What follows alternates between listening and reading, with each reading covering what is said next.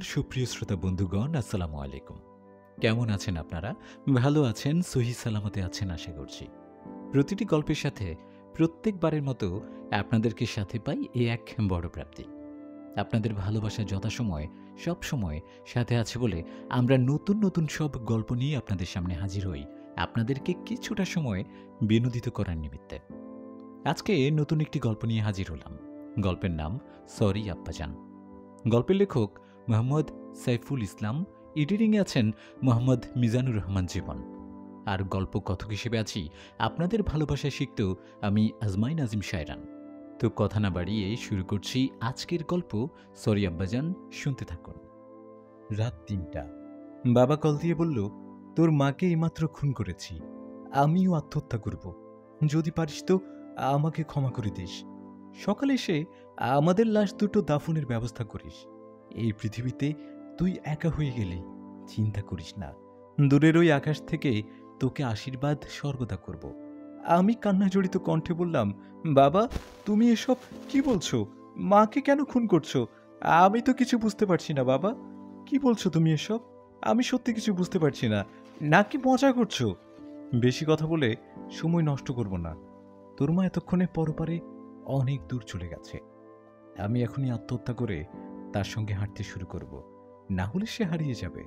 বাবা প্লিজ, মায়ের কাছে মোবাইল দাও, আমি তার সঙ্গে কথা বলবো।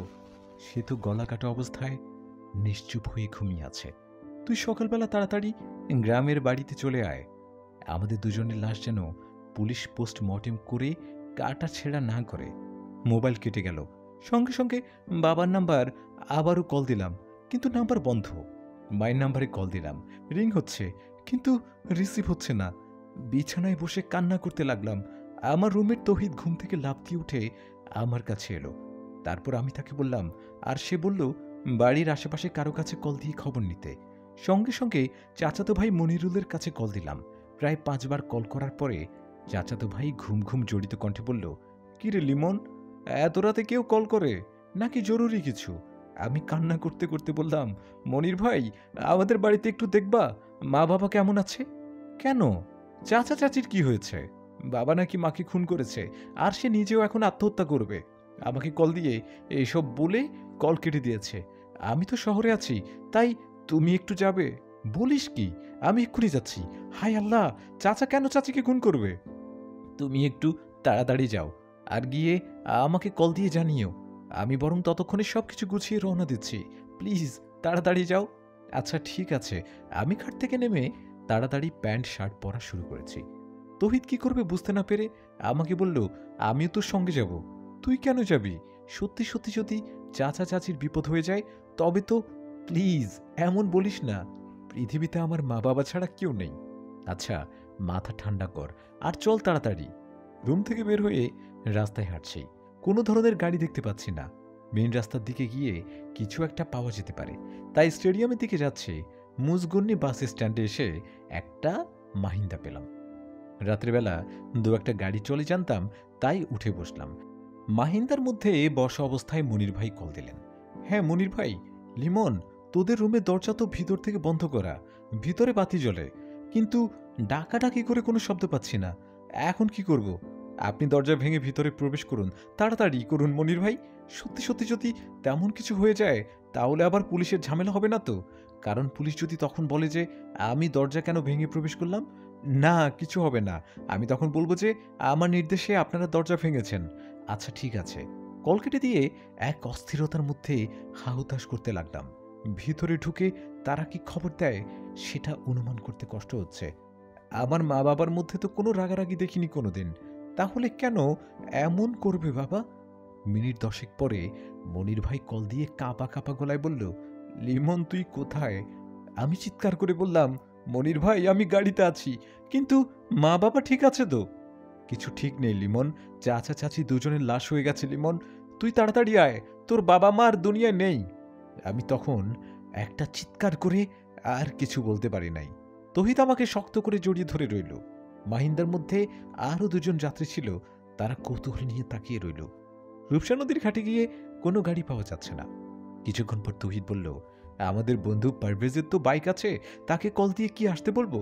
হ্যাঁ চেষ্টা কর। পারভেজের বাসা টুটপাড়া কবরস্থানের কাছেই। সে শুনেই সঙ্গে সঙ্গে বাইক নিয়ে বেরিয়ে এলো। আধা ঘন্টা পরে সে যখন আমাদের কাছে এসে পৌঁছালো, তখন তিনজনে মিলে রূপসা ব্রিজের দিকে যাচ্ছি। আমাকে মাঝখানে বসিয়ে তৌহিদ শক্ত করে ধরে রেখেছে। পারভেজ তখন যতটা সম্ভব সাবধানে বাইক চালাচ্ছে। পিরোজপুর গ্রামের বাড়িতে যখন পৌঁছলাম, তখন দিনের আলো ফুটতে শুরু করেছে। এর মধ্যে আমাদের বাড়ি ভর্তি মানুষের আনাগোনা দেখা যাচ্ছে। ভোররাত থেকে যারা শুনেছে তারা সবাই চলে এসেছে। থানা থেকে পুলিশ এখনো আসেনি, তাই লাশ ঠিক সেভাবেই পড়ে আছে। মা বাবার শোবার ঘরে ফ্লোরে গলা কাটা মরদেহ অবস্থায় পড়ে আছে আমার প্রিয় মা। তারই কাছে গলা কাটা অবস্থায় পড়ে আছে বাবা, আর বাবার হাতের কাছেই একটা ছুরি। দেখেই মোটামুটি বোঝা যাচ্ছে যে বাবা নিজেই নিজের গলা কেটে ফেলেছে। কিন্তু কেন, কিসের জন্য? বাবার মনে তো এমন কোনো কষ্ট ছিল না যাতে করে সে এভাবে মাকে খুন করে নিজে আত্মহত্যা করতে পারে। তাহলে কারণ কি? আমার চিৎকারে তখন ঘরের দরজা জানালা সব ভেঙে যাবার উপক্রম। মনির ভাই, পারভেজ ও তহিদ মিলে আমাকে ধরে রাখতে ব্যস্ত। এমনটা কেন হয়ে গেল? আমি এখন কি নিয়ে বাঁচব? কে আমাকে নিজের হাতে রান্না করে খাওয়াবে? আর কে আমার জন্য বাজারের শ্রেষ্ঠ মাছ কিনে নিয়ে আসবে? হঠাৎ করে চোখ বন্ধ হয়ে যাচ্ছে, সবকিছু চোখের সামনে ঘুরছে। মনে হচ্ছে জ্ঞান হারাচ্ছি। যদি কেউ চোখ মেলে তাকালাম, তখন আমি আমি শুয়ে আছি ঘরের সম্মুখের বারান্দায়। এই বিছানায় আমি বাড়িতে এলে ঘুমাতাম, আর বাড়িতে যখন থাকতাম না, তখন বাবা বিকেলে বিকেলে এখানে দুপুরের পরে বিশ্রাম করত।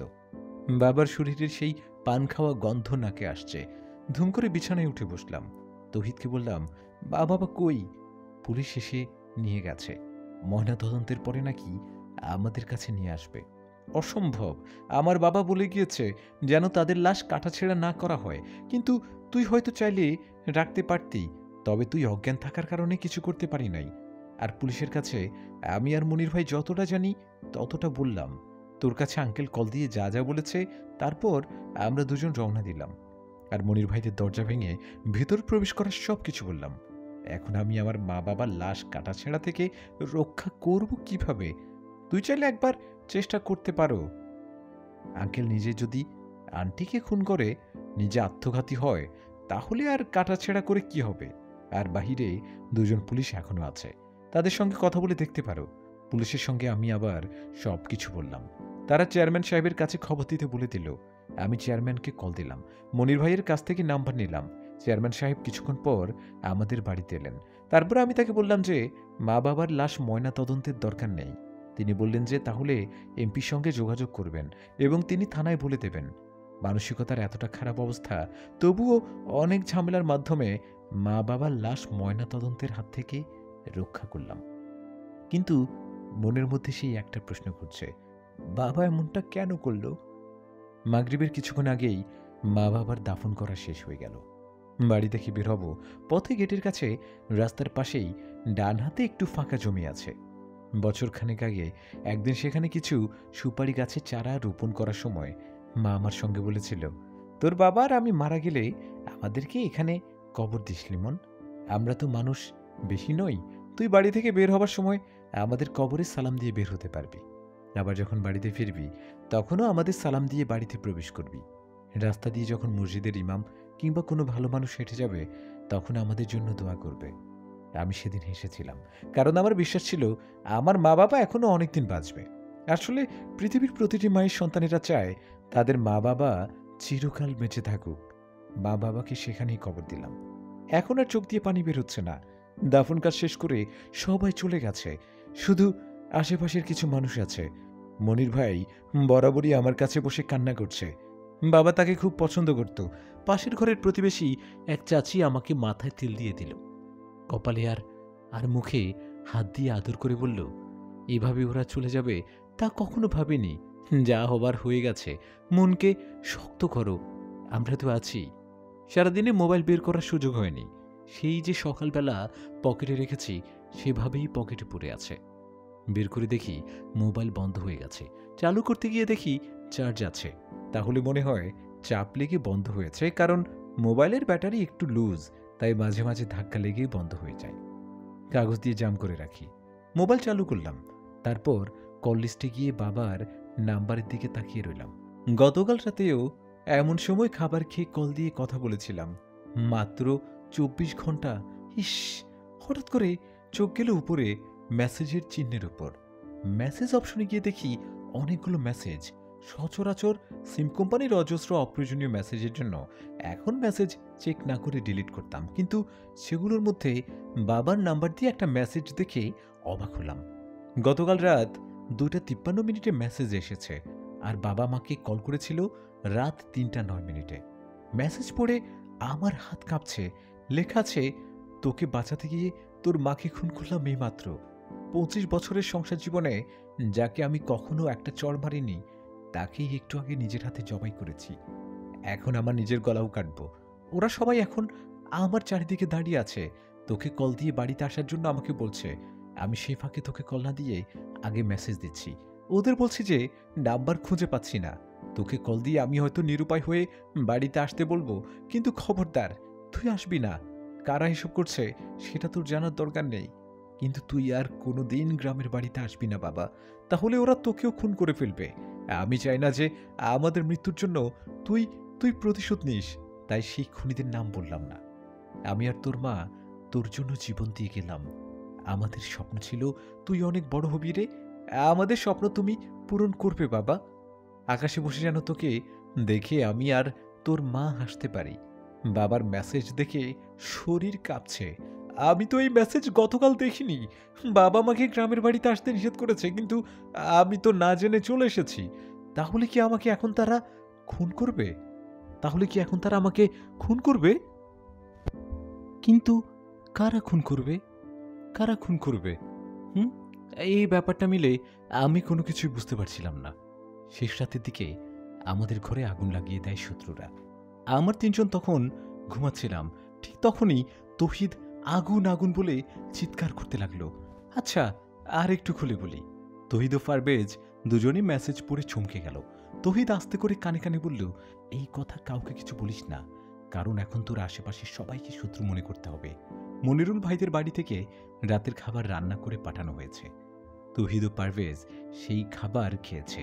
আমাকেও তৌহিদ নিজের হাতে ভাত মেখে 2 লোকমা খাইয়ে দিল। সমস্ত ঘরের মধ্যে মা বাবার স্মৃতি জড়িয়ে আছে। রাতের বেলা আমি, তৌহিদ ও পারভেজ একসঙ্গে ঘুমালাম। মনির ভাই থাকতে চেয়েছিলেন, কিন্তু আমরা নিষেধ করেছি। রাত 10টার দিকে আমার স্কুলের শিক্ষক এসেছিলেন দেখা করতে। অনেক কিছু উপদেশ দিয়ে 25 থেকে 30 মিনিট পরে বিদায় নিয়ে চলে গেলেন। কারা হতে পারে সেই খুনের আসামি? আমাকে মারার জন্য কেন তাদের পরিকল্পনা? বাবা কেন আমাকে এসব থেকে আলাদা হতে বলল? পারভেজ বলল, লিমন, তুই ঘুমানোর চেষ্টা কর বন্ধু। আমি আর তৌহিদ জেগে আছি। যদি সত্যি কেউ তোদের শত্রু থাকে তাহলে অবশ্যই হামলা করতে পারে। আমি বললাম, কিন্তু কেন করবে এমন? আমার তো কোনো শত্রু নেই, আর তাছাড়া আমরা কারো ক্ষতি করিনি কোনো দিন। তৌহিদ বলল, দোস্ত, আজকাল ভালো মানুষদের ধ্বংস করার জন্য পৃথিবীতে অনেক খারাপ মানুষ আছে। নিশ্চয়ই এখানে অনেক বড় কিছু ঘটনা আছে, তাই সেটা আমাদের খুঁজে বের করতে হবে। কিন্তু বাবা তো আমাকে গ্রামে আসতে নিষেধ করেছে। তাহলে কি বাবার শেষ অনুরোধ রাখতে পারবো না? তুই নিজে গ্রাম ত্যাগ করবি, কিন্তু গোয়েন্দা বা সিআইডি মোতায়েন করতে হবে। তারা অবশ্যই এই রহস্যের উন্মোচন করতে সক্ষম হবে। তখন সব কিছু পরিষ্কার হবে। এরপরই আমরা চুপচাপ শুয়ে রইলাম। বাইরেও ঘরের মধ্যে বৈদ্যুতিক বাতি জ্বলছে। মা বাবার কত স্মৃতি মনে পড়ে যাচ্ছে। চোখ বেয়ে অজান্তেই অগোচরে পানি বের হয়ে আসছে।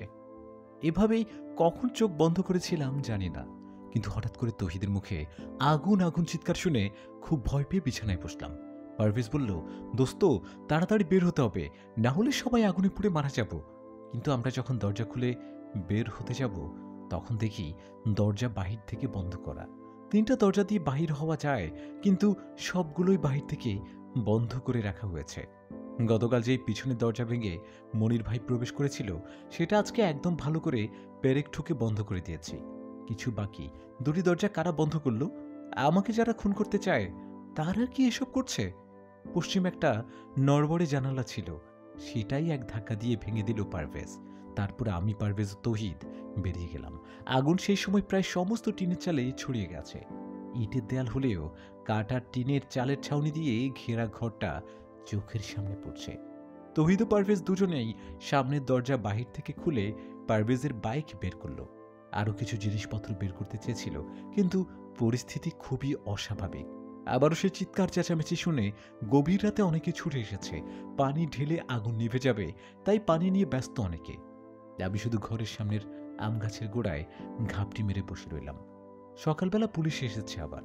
চেয়ারম্যান সাহেব নিজেও উপস্থিত হয়েছেন, কিন্তু মা বাবার স্মৃতি বিজড়িত ঘরটা দাঁড়িয়ে আছে পোড়া এক বীভৎস রূপ ধরে। দারোগা বললেন, আপনারা তখন কোথায় ছিলেন? আগুনের ঘটনার প্রথম কে দেখে? তহিদ বলল, জি স্যার, আমি প্রথমে দেখতে পেয়েছি। আমার কান খুব পাতলা, ঘুমের মধ্যে পাতা নড়ার শব্দটাও কানে আসে। আমি যখন শুনি যে টিন পুড়ছে আর স্ক্রু একটা করে পটপট করে ছুটছে, তখন চিৎকার করছি। আপনারা বাইরে বের হবার পর কেউ কি তখন এখানে ছিল বা আক্রমণ করতে চেয়েছিল? না স্যার, তেমন কিছু নয়। আমরা তো এখানে সম্পূর্ণ ফাঁকা দেখেছি। আচ্ছা লিমন সাহেব, আপনার মা বাবার সঙ্গে কারো শত্রুতা ছিল? যেহেতু এখন একটা আক্রমণ হয়েছে, তাই আমরা কিছু শত্রুদের সন্দেহ করি।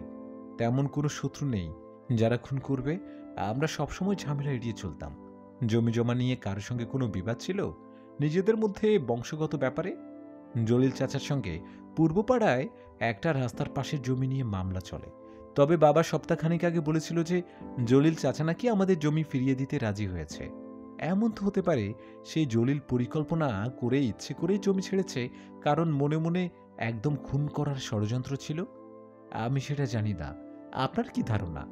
আপনার মা বাবা দুজনেই আত্মহত্যা করেছে নাকি খুন করা হয়েছে? তহিদ বলল, স্যার, খুন করা হয়েছে। আপনি নিশ্চিত? হ্যাঁ স্যার, লিমনের বাবা ওকে কল করার আগে একটা মেসেজ দিয়েছিল, কিন্তু সেই মেসেজ চেক করা হয় নাই বলে জানতাম না। তাকে কেউ খুব ভয় দেখিয়ে আত্মহত্যা করতে বাধ্য করা হয়েছে।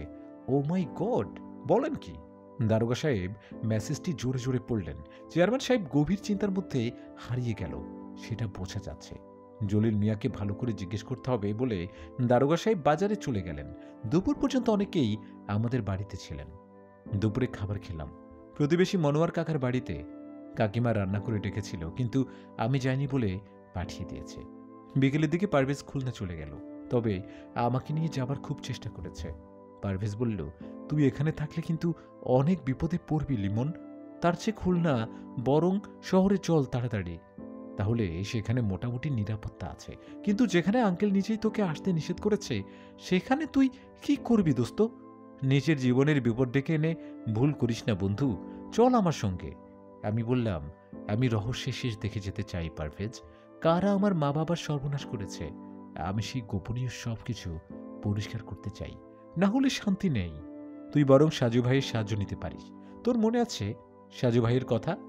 হ্যাঁ মনে আছে, কিন্তু তিনি কি আসবেন আমার মা বাবার খুনের রহস্য বের করতে? আমাকে কে বা কারা খুন করতে চায়, সেই রহস্যের উন্মোচন কি সাজু ভাই করতে পারবে? আমার বিশ্বাস তিনি পারবেন, কারণ সাজু ভাই হচ্ছে ঠান্ডা মাথার এক রোম্যান্টিক মানুষ। সকলের সঙ্গে কত সুন্দর মিল, তাই না? সেবার যখন তিনি খুলনা এসেছিলেন তোদের ম্যাচের মধ্যে, তখন তো আমরা সবাই গেছিলাম দেখা করতে। তহিদ বলল, সাজু ভাই, সজীব ভাই, শফিক ভাই ও রকি ভাই, এরা সবাই যেই রুমে থাকতো, এখন আমরা সেই রুমে থাকি। বললাম, ঠিক আছে পারভেজ, তুই বরং এখন সন্ধ্যা হবার আগে চলে যা। আমিও তহিদ আগামীকাল সকালে খুলনা আসব। তারপর সাজু ভাইয়ের সঙ্গে যোগাযোগ করে সব কিছু তাকে জানাবো। তাহলে রাতে থাকতে হবে কেন?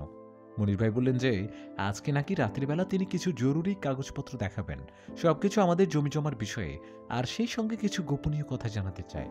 তাহলে এখন দিনের বেলা সমস্যা কি? আমরা যে কতটা বিপদের মধ্যে তা কি সে জানে না? তাদের বাড়িতে সমস্যা হবে না পারভেজ, আর শুধু শুধু চিন্তা করিস না তো। ঠিক আছে, সাবধানে থাকিস, আর আগামীকাল সকালে উঠে রওনা দিস লিমন। আচ্ছা ঠিক আছে। সন্ধ্যার খানিকটা আগে বাজারের মধ্যে গেলাম আমি আর তহিদ। কিছুক্ষণ দাঁড়িয়ে থাকার পর একদম কর্নারের হোটেলের মালিক শাহজাহান কাকা আমাকে ডাকলেন। আমি তার কাছে যেতেই তিনি আমাকে নিয়ে হোটেলের পিছনে গেলেন। তার সঙ্গে সঙ্গেই আমিও গেলাম। কাকা বললেন, তোমার মা বাবার ঘটনার জন্য সবাই স্তব্ধ হয়ে গেছে, তাই সান্ত্বনা দেবার ভাষা জানা নেই, কিন্তু তোমাকে কিছু গোপনীয় কথা জানাতে চাই, মনোযোগ দিয়ে শুনবা। তবে আমার কথা কাউকে বলবা না। কি কথা শাহজাহান কাকা? তোমার জলিল চাচার সঙ্গে ওপারে যে জমি নিয়ে মামলা ছিল, সেটা কেন শেষ হয়েছে জানো? না তো। তোমার বাবা জলিল মিয়াকে ওই জমির জন্য টাকা দিয়েছে নতুন করে, কিন্তু ওটা তো আমাদের জমি, তাহলে কেন বাবা আবার টাকা দেবে? কারণ জমিটা নাকি তোমার খুব পছন্দের। তুমি নাকি সেখানে একটা পার্কের মতো মনোরম স্থান বানিয়ে বাগান করতে চাও। হ্যাঁ, কিন্তু তোমার বাবা আমাকে বলেছিলেন যে তোমার নাকি খুব ইচ্ছে ওখানে বাগান করবে, তাই তিনি অনেক চেষ্টা করেও জমিটা রক্ষা করতে চেয়েছে। কিন্তু নিজেই জমির বিনিময়ে যদি জলিল চাচা টাকা নিয়ে থাকে, তাহলে আবার ঝামেলা কিসের? সেখানেই ঝামেলা লিমন। আমি তো হোটেলের মানুষ, তাই অনেক কিছু জানি। কারণ বাংলাদেশের মধ্যে হোটেলে বা চায়ের দোকানে সবচেয়ে বেশি আলোচনা হয়। দলীয় বা বিরোধী দলীয় সকল পক্ষের কথা জানা যায়। সকালে এক গ্রুপ, আবার বিকেলে অন্য গ্রুপ। আপনি কি তেমন কিছু জানেন? না বাবা, তবে আমারও পরিবার আছে, তাই বেশি কিছু বলে বিপদ বাড়াতে চাই না। যতটুকু বললাম ততটুকু দিয়ে খুঁড়তে আরম্ভ করো। কিছু খুঁড়তে আরম্ভ করো, সাপ এমনিতেই বের হবে। এতটুকু লিখে একটু দম নিল নির্মল। তারপর আবারও লিখতে আরম্ভ করলো। বাজার থেকে আমি তহিদ আর মনিরুল ভাই ফিরে আসলাম। জলিল চাচার কথা কাউকে কিছু বলিনি এখনো। সাজু ভাই, আমি শুধু আপনার কাছে এগুলো জানিয়ে দিচ্ছি। বাড়িতে ফিরে এসে বারবার মনে হচ্ছে যে বিকেলে পারভেজের সঙ্গে চলে গেলে ভালো হতো, কারণ রাত যতই গভীর হচ্ছে ততই ভয় লাগছে। সবাই খাবার খেয়ে এখন ঘুমিয়ে আছে। রাত 11টা পেরিয়ে গেছে, আর গ্রামের বাড়িতে রাত 11টা মানে হচ্ছে অনেক রাত্রি। আমার কেন যেন মনে হচ্ছে আজকে রাতের মধ্যে আমারও কিছু একটা হয়ে যাবে। তেমন কোনো কারণ নেই, তবে বারবার সেটাই মনে হচ্ছে। হয়তো মনের ভয়, কিন্তু মনে হচ্ছে সেটা সত্যি। তাছাড়া ক্ষুদ্র একটা কারণ আছে। একটু আগে হঠাৎ করে জানালার পর্দার আড়ালে কাউকে দাঁড়িয়ে থাকতে দেখেছি। আমি আস্তে আস্তে জানালার কাছে গেলাম, আর তখন কারো পায়ের শব্দ দ্রুত সরে যেতে শুনতে পেলাম। তহিদকে সেই কথা বললে, কিন্তু সে তেমন গুরুত্ব না দিয়ে ঘুমিয়ে আছে। গতকাল আর পরশুরাতে বেচারা ভালো ঘুমোতে পারে নাই, তাই এখন মনে হয় তাকে ঘুমে গ্রাস করেছে। আমি অবশ্য চাইলে ঘুমোতে পারি না। তাছাড়া জানালার ঘটনাটা খুব ভাবাচ্ছে আমাকে, তাই যতক্ষণ সম্ভব জাগ্রত হয়ে থাকতে চাই। পরশুরাত 3টায় বাবার সেই কল করার পর থেকে যা যা ঘটেছে সব কিছু সাজিয়ে লিখে দিলাম সাজু ভাই। সত্যি বলছি, আমার খুব ভয় করছে। যদি রাতের মধ্যে বা যে কোনো সময় আমি খুন হয়ে যাই, তাহলে সেই খুন আর মা বাবার খুনের রহস্য বের করার দায়িত্ব আপনার। আপনার এক ছোট ভাই হয়ে সেই দায়িত্ব আপনাকে দিলাম। আশা করি আপনি আসবেন।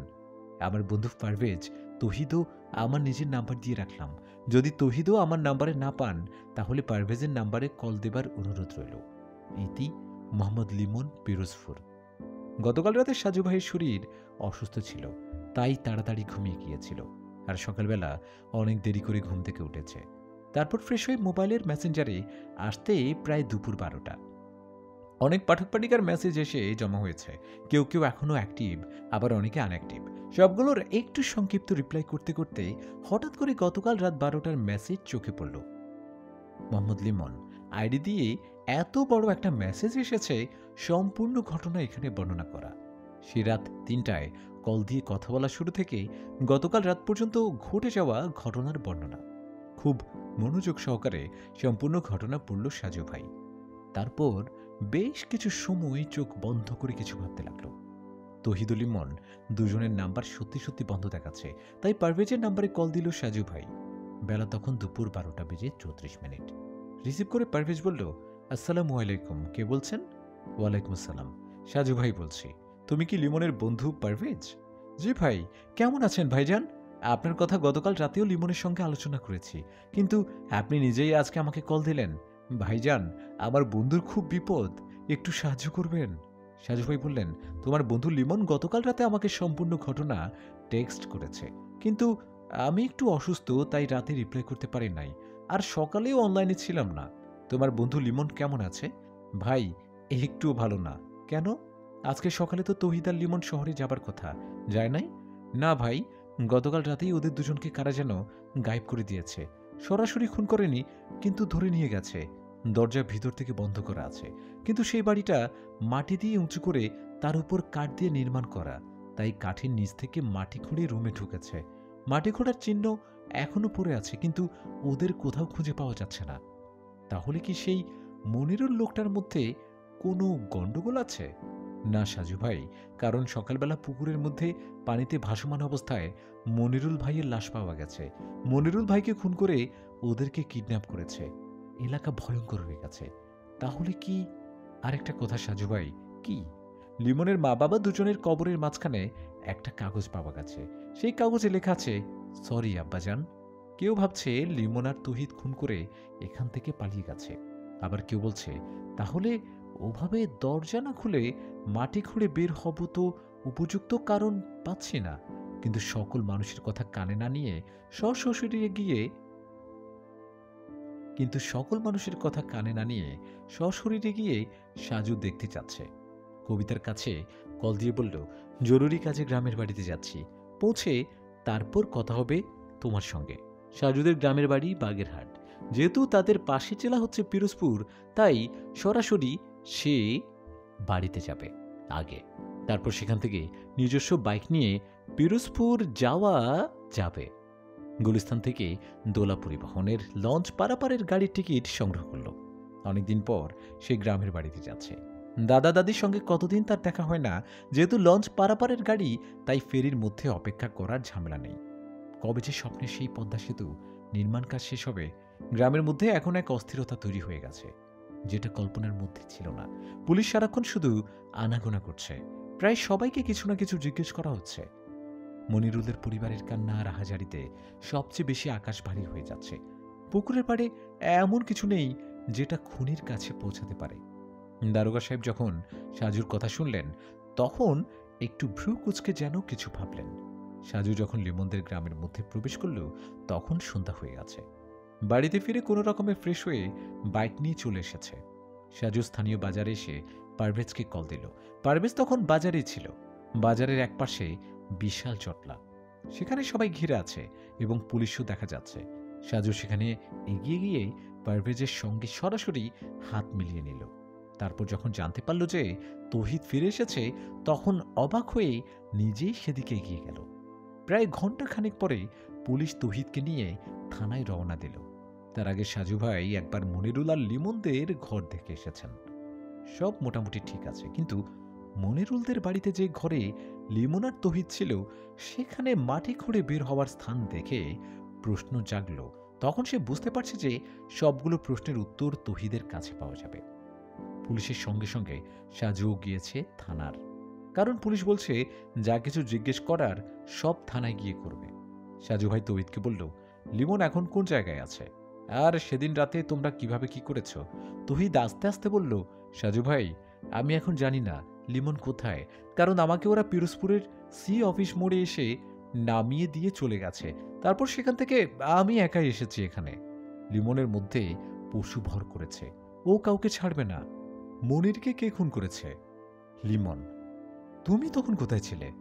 আমাকে আরো দুটো লোক ধরে রেখেছিল। মানে কি? সেখানে আবার আরো দুটো লোক কিভাবে এসেছে? আমি জানি না। তুমি আর লিমন যে ঘরে ছিলে, সেই ঘরের মধ্যে মাটি শীত কেটেছে কে?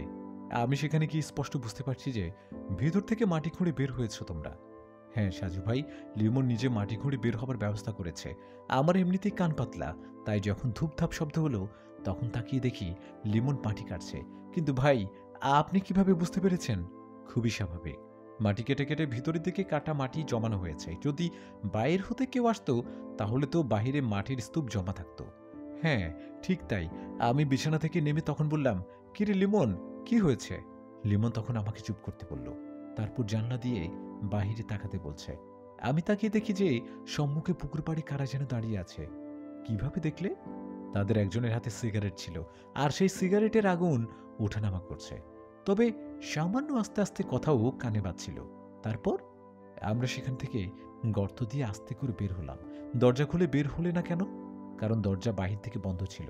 তাহলে কি মনির?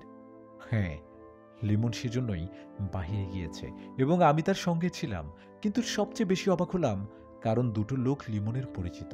তারা তখন মনিরকে হাত পা আর মুখ বেঁধে দাঁড়িয়ে আছে। লিমন সেখানে গিয়েই ওদের একজনের হাত থেকে একটা বড় ছুরি নিয়ে মনিরুল ভাইয়ের গলা কেটে দিল। কি বলছো তুমি? এতটা সহজ? আর লিমনের সঙ্গে তাদের কিসের সম্পর্ক? আমি জানি না। আমি এতটা হতভম্ব হয়ে গেছি যে সেখানেই অজ্ঞান হয়ে মাথা ঘুরে পড়লাম। আর তারপর যখন হুঁশ হয়েছে, তখন আমি একটা টিন দিয়ে ছাউনি করা ঘরের মধ্যে বন্দী। লিমন সেখানে ছিল না। না, তবে আরেকটা লোক এসেছিল কিছুক্ষণ পরে, আর তিনি বলেছেন যে আমাকে নাকি তারা পাঠিয়ে দেবে। তবে শহরের মধ্যে ছেড়ে দেবে, কারণ গ্রামের মধ্যে নিয়ে গেলে প্রচুর ঝামেলা হতে পারে। লিমনের কথা জিজ্ঞেস করনি? হ্যাঁ, তারা বলল আমি লিমনের বন্ধু, তাই তারা আমাকে বাঁচতে দিচ্ছে, না হলে আমাকেও শেষ করে দিত। আমি যেন পিরোজপুর থেকে সরাসরি খুলনা শহরে চলে যাই আর কাউকে কিছু না বলি। যদি কিছু বলি তাহলে আমারও প্রচুর বিপদের মুখে পড়তে হবে। লিমন নাকি তার মা বাবার খুনিকে সেটা জানতে পেরেছে, তাই এক এক করে সবাইকে হত্যা করতে চায়ও।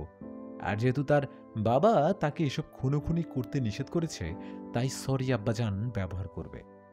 কিছুটা বুঝতে পারছি, কিন্তু এখনো অনেক কিছু জানার বাকি। তবে লিমনের সঙ্গে যোগাযোগ করা আমার খুব দরকার। যিনি আমাকে এখানে আসার জন্য অনুরোধ করছে সে নিজেই এখন, আমি এসব বলতে চাই নাই, কিন্তু গ্রামের সবাই আর পুলিশ আমাকেও সন্দেহ করছে, তাই এখন বাধ্য হয়ে বলছি। ঠিক আছে, তুমি আপাতত পুলিশ হেফাজতে থাকো, তারপর দেখি কি করা যায়। আচ্ছা ঠিক আছে সাজু ভাই, কিন্তু লিমন যে এভাবে পরিবর্তন হবে কখনো ভাবিনি। মাত্র কিছু সময়ের মধ্যে কিভাবে কি হয়ে গেল, কিভাবে? আর তার সঙ্গে লোক দুটো যুক্ত আছে, কি ভয়ঙ্কর! থানা থেকে বের হয়ে সাজু নিজের এলাকায় চলে এসেছে। রাতের মধ্যে সেই গ্রামে থাকার কোনো মানে হয় না, আর পারভেজ তো থানায় আসার আগেই বিদায় নিয়ে চলে গেছে। রাত 10টার দিকে বাড়িতে ফিরে ডিনার করে নিজের বিছানায় শুয়ে সজীবের কাছে কল দিল। আসার পথে সজীব কল দিচ্ছিল, কিন্তু তখন কথা বলতে পারে নাই। হ্যাঁ সজীব, কি খবর? বেশি ভালো না সাজু। কেন? রুহির মা অসুস্থ, তাকে ঢাকা মেডিকেল কলেজ হাসপাতালে ভর্তি করা হয়েছে। রুহি এখন সেই হাসপাতালে আছে, আমি তো চট্টগ্রামে আছি। আর তুইও আজকে নাকি বাড়িতে গেলি? হ্যাঁ, পিরোজপুরে একটা মামলার মধ্যে জড়িয়ে যাবার সম্ভাবনা আছে, তবে আগের চেয়ে এটা বেশ জটিল মনে হচ্ছে। কি রকম? ছেলেটা খুলনায় আমরা যেই ম্যাচে ছিলাম সেই ম্যাচেই থাকে। ওর মা বাবা দুজনেই যে কোনো অদৃশ্য কারণে আত্মহত্যা করেছে, কিন্তু সেগুলোর পিছনে একটা চক্র কাজ করছে। তাদের সন্দেহ করে এখন ওই ছেলে খুন করা শুরু করেছে। বেশ জটিল সমস্যা। হ্যাঁ, আর একা একা ভালো লাগে না। রকিবা তুই যে কোনো একজন সঙ্গী হলে ভালো হতো। তাহলে ছুটি নিয়ে আসবো নাকি? যদি পারিস তবে বেশ ভালো হবে। ঠিক আছে, কালকে অফিসে গিয়ে দেখি। মেলা মেলা ধন্যবাদ বন্ধু। আচ্ছা, তুই একটু সময় করে রুহির কাছে কল দিয়ে কথা বলিস। বেচারির বাবার তো তোর জন্য ফাঁসি হয়ে গেল, এখন তার মা অসুস্থ হয়ে গেছে, তাই খুব কান্না করছে। আচ্ছা ঠিক আছে, 3-4 দিন ধরে শরীরে হালকা জ্বর, গতকাল রাতে, তাই তাড়াতাড়ি ঘুমিয়েছিল। আজকে ভ্রমণ করে আরো বেশি ক্লান্ত লাগছে, তাই বিছানায় শুয়ে একটু পরেই ঘুমিয়ে গেল সাজু ভাই। সকালবেলা 10:30টার দিকে ঘুম ভেঙে গেল, তাও আবার দাদির ডাকাডাকিতে। দাদির কাছে জানতে পারল যে কে যেন তার সঙ্গে দেখা করতে এসেছে। বাইরে এসে সাজু তাকে চিনতে পারছে না, তবে লোকটা বেশ বয়স্ক। বসে বসে তারা দাদার সঙ্গে গল্প করছে। সাজু মনে মনে ভাবল, দাদা আবার নতুন করে বিয়ে দেবে নাকি? সাজু বলল, আসসালামু আলাইকুম। ওয়ালাইকুম সালাম। কেমন আছেন আপনি? জি আলহামদুলিল্লাহ। আপনি কেমন আছেন? আর আপনি কিন্তু আমার দাদার বয়সী, তাই নাতি হিসেবে তুমি করে বললে খুশি হব। ঠিক আছে, তাই হবে। আর আমি লিমনের নানা, তাই সম্পর্ক ঠিকই আছে। কোন লিমন? যার মা বাবা দুজনই খুন হয়েছে। আর লিমন নিজে এখন কোথায় আছে কেউ জানে না। আপনি তার নানা? হ্যাঁ, তবে আপন নানা নয়, ওর মায়ের সম্পর্কে চাচা হই আমি। লিমনের নানা মারা গেছে অনেক আগেই, তারপর থেকে ওর মাকে আমি মানুষ করেছিলাম। বুঝতে পেরেছি, কিন্তু আমি গতকালই লিমনের সেই মোটরসাইকেলওয়ালা বন্ধুর কাছে শুনেছি যে সাজু নামের এক গোয়েন্দা আসবে। সারাদিন অপেক্ষায় রইলাম, কিন্তু যখন এলে তখন দেখা করতে পারলাম না। কিন্তু কেন? আজকে সকালে থানায় গিয়ে তোমার বিষয় জানতে পারি। তবে গতকালই লিমনের বন্ধুর কাছে শুনেছি তোমার বাসা বাগেরহাট আর এই উপজেলায়। আমি একসময় পিরোজপুর জেলা স্কুলের শিক্ষক ছিলাম। আমার এক ছাত্র আছে তোমাদের এই গ্রামের মধ্যে। আজকে সকালে যখন তাকে তোমার নাম করে জিজ্ঞেস করেছি, তখন সে তোমার ঠিকানা দিয়েছে। আমাকে এতটা জরুরি ভিত্তিতে খুঁজে বের করার কারণ কি? লিমনের মা বাবার বিপদের আশঙ্কা আমি আগে করেছিলাম, আর তারাও জানতো। মানে? লিমনের বাবার কাছে একটা স্বর্ণের পুতুল আছে, খাঁটি স্বর্ণের পুতুল। বলেন কি? কিভাবে কি? এমন সময় সাজুর মোবাইল বেজে উঠল। নাম্বার দেখেই চিনতে পারল সাজু। গতকাল রাতে থানা থেকে বের হবার সময় সাজু ভাই থানার দারোগা সাহেবের নাম্বার নিয়ে এসেছেন এবং তার নিজের নাম্বারও দিয়ে এসেছে। Hello sir. সাজু সাহেব, আপনি কোথায়? আমি তো বাড়িতে। আপনি? আমি এখন সেই লিমনদের গ্রামের মধ্যে। তাদের স্থানীয় বাজারে আছি।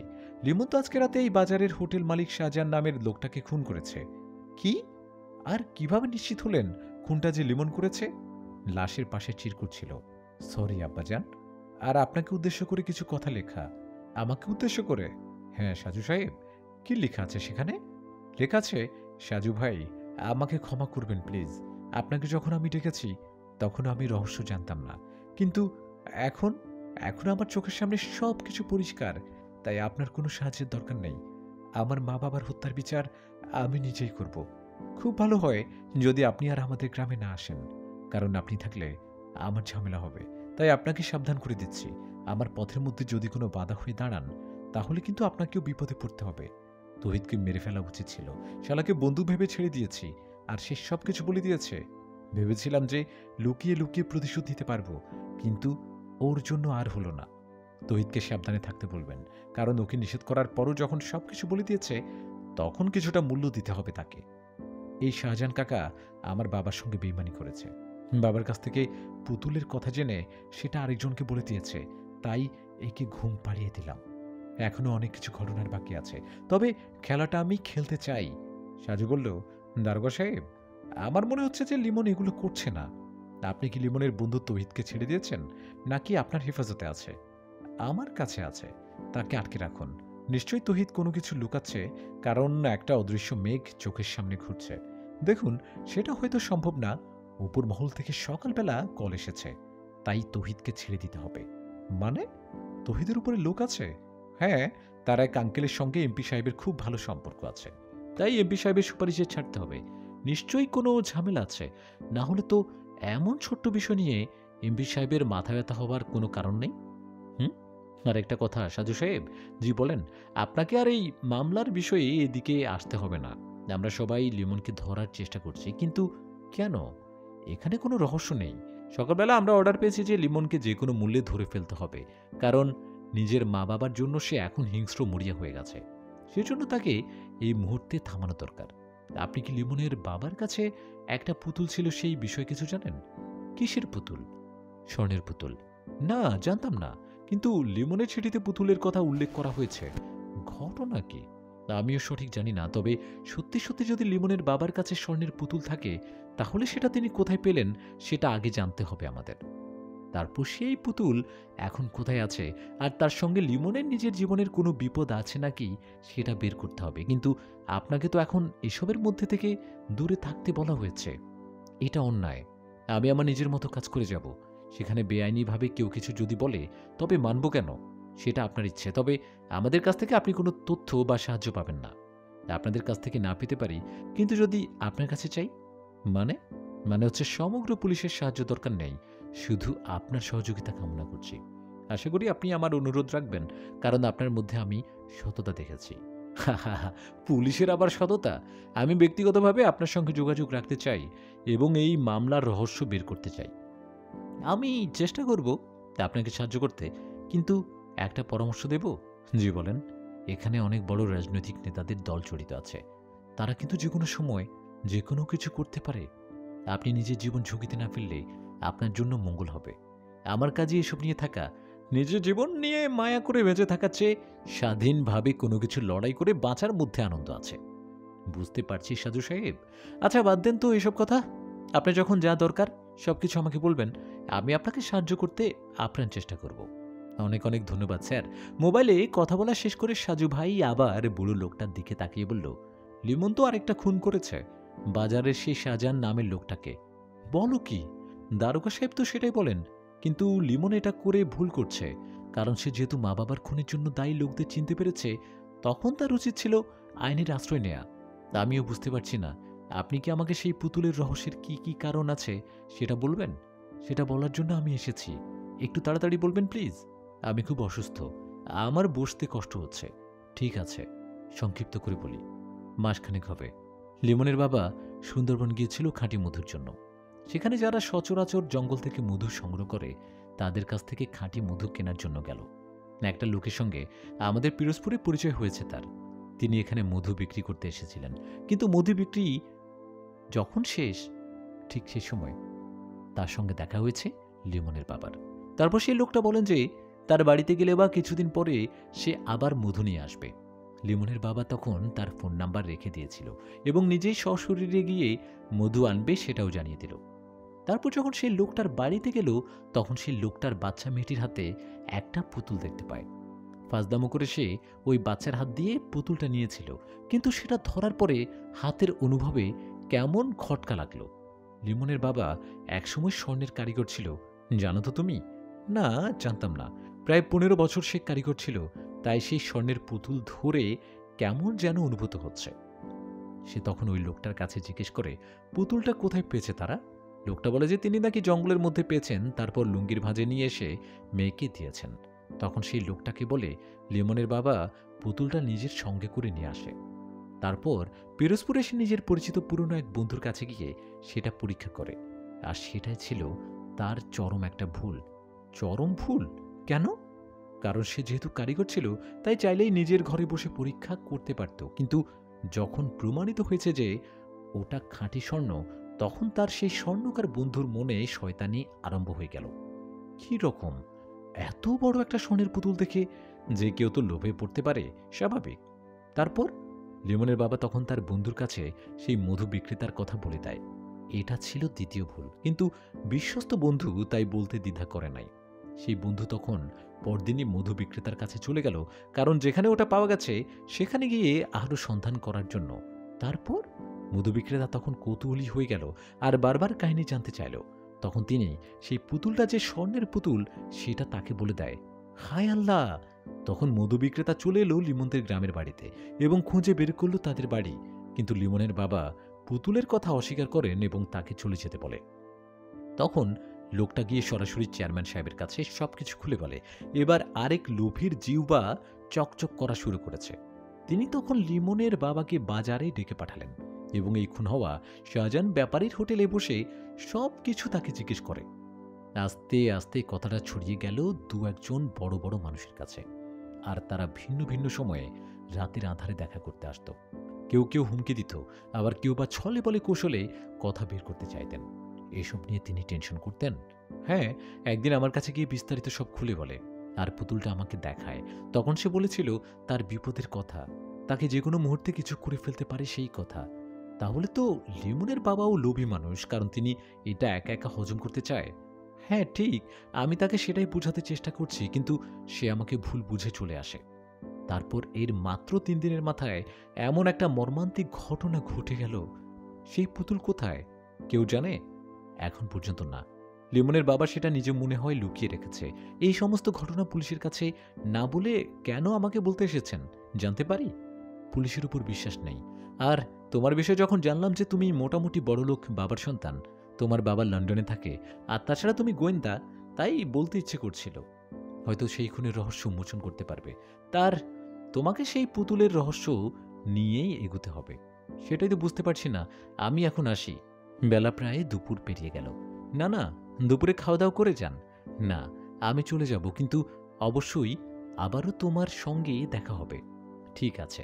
লিমনে যখন ফিরেছে তখন সে একটা বন্ধ রুমে বন্দী, সম্পূর্ণ নতুন স্থান। এমন ঘরের মধ্যে সে কিভাবে এসেছে সেটাই তো বুঝতে পারছে না। বিছানার পাশে একটা চেয়ারে লাল গেঞ্জি পরে একটা লোক বসে আছে। তাকে চোখ মেলে যখন নড়াচড়া করতে দেখল, তখন শরীর ঝাড়া দিয়ে বলল, ডাক্তারের কথা তাহলে মিলে গেছে? কে আপনি? আর আমি এখানে কেন? আমি কে সেটা তোমার না জানলেও চলবে। তবে তুমি এখানে আছো কারণ তোমাকে এখন পুলিশের লোকজন হন্যে হয়ে খুঁজছে। পুলিশ? আমাকে? কিন্তু কেন? মনির ও শাহজাহান নামের হোটেল মালিককে খুন করার অপরাধে তুমি এখন মোস্ট ওয়ান্টেড আসামি। আমি কখন খুন করেছি? সেদিন রাতে আমি তো ঘুমিয়েছিলাম, তারপর তো কিছু মনে নেই। তোমাকে অজ্ঞান করে রাখা হয়েছিল কারণ তোমার স্থানে অন্য কেউ খুন করবে, আর সেই খুনের দায় পড়বে তোমার উপর। তারপর হতে তুমি হবে নিরুপায়, এবং সেই নিরুপায় জীবন থেকে বাঁচতে হলে তোমাকে আমাদের বসের কথা মেনে চলতে হবে। বস? বস কে? সেটা তো বলা যাবে না। আমাকে যতটুকু বলতে বলা হয়েছে ততটুকু বললাম। তোমার মা বাবার মৃত্যুর জন্য দায়ী লোকদের মধ্যে 2 জন অলরেডি কবরে চলে গেছে। তোমার অবর্তমানে আমাদের বস নিজেই অন্য কাউকে দিয়ে কাজটা করেছেন। তাতে আপনার বসের লাভ কি? তোমার বাবার কাছে একটা স্বর্ণের ভার ছিল, একটা স্বর্ণের পুতুল। তিনি সেটা কোথায় রেখে দিয়েছে সেটা জানতে হবে। স্বর্ণের পুতুল? হ্যাঁ। এমন সময় একটা মেয়ে রুমের মধ্যে প্রবেশ করলো। তার হাতে ট্রেতে চায়ের কাপ, নাস্তার ব্যবস্থা আছে। লোকটা তখন মেয়েটার দিকে তাকিয়ে বলল, আমি একটু বসের সঙ্গে মোবাইলে কথা বলে আসি, তুমি ততক্ষণে একে নাস্তা করতে দাও। আর ভয় নেই, আমি দরজার বাইরে আছি। ভয় নেই। যদি সে পালাতে চায় তাহলে। লোকটা বেরিয়ে গেল। মেয়েটা লিমনের দিকে তাকিয়ে বলল, আমার নাম নাসরিন জাহান। তোমার নাম কি? কে আপনি? এটা আবার কারো নাম হয় নাকি? হ্যাঁ, একদম হাসবেন না। আপনি কে? আমাকে কেন এখানে আটক করা হয়েছে? কেন আটক করা হয়েছে আমাকে? আমি জানি না, তবে আপনাকে দিয়ে খারাপ কাজ করানো হবে এতটুকু জানি। আমার অপরাধ? আপনার কোনো অপরাধ নেই, কিন্তু এরা যা করে সব কিছুই অপরাধ। এমন সময় লাল গেঞ্জি পরা লোকটা রুমে ঢুকে মোবাইল এগিয়ে দিয়ে বলল, বসের সঙ্গে কথা বলো। লিমন মোবাইল কানের কাছে নিয়ে অপর প্রান্তের কণ্ঠ শুনে চমকে গেল। বিস্মিত হয়ে বলল, কাকা, আপনি? সঙ্গে সঙ্গেই মোবাইলের লাইনটা কেটে গেল। সন্ধ্যার খানিকটা পর লিমনদের গ্রামের মধ্যে প্রবেশ করল সাজু ভাই। তার সঙ্গে আছে তাদের গ্রামের একটা ছোট ভাই, যার নাম রাজু। রাজুর অনেক শখ সে সাজুর সঙ্গে যে কোনো একটা মামলার সময় সঙ্গী হবে। যেহেতু এই মামলার মধ্যে রকি বা সজীব এখনো কেউ সঙ্গে নেই, তাই রাজুকে নিয়ে আজকে এসেছে। নিজের বাইক না নিয়ে সাজু ভাই এসেছে, কারণ বাইক আনলে সমস্যা হতে পারে। লিমনদের বাড়ি গিয়ে সে গোপনে আস্তে আস্তে বাগানের মধ্যে প্রবেশ করল। চারিদিকে তখন ইশারা জান দিচ্ছে। বেশ কিছুক্ষণ পর সাজু সেখান থেকে বের হবার জন্য উঠে দাঁড়ালো, কিন্তু এখানে আসার কোনো কারণ বুঝতে পারল না। রাজু হঠাৎ করে সেই অন্ধকার বাগানের মধ্যে কারো কথার শব্দ শুনতে পেল। কিছুক্ষণ মনোযোগ দিয়ে শোনার পরে হঠাৎ করে সেই ফিসফিস করে কথা বলতে থাকা স্থান থেকে একটা জোরে কাশি বের হলো। আর সেই কাশির শব্দ শুনেই সাজু বিড়বিড় করে বলল, চেয়ারম্যান সাহেব। বাগানের মধ্যে চেয়ারম্যান সাহেবের কাশি শব্দ পেয়ে থমকে গেল সাজু ভাই।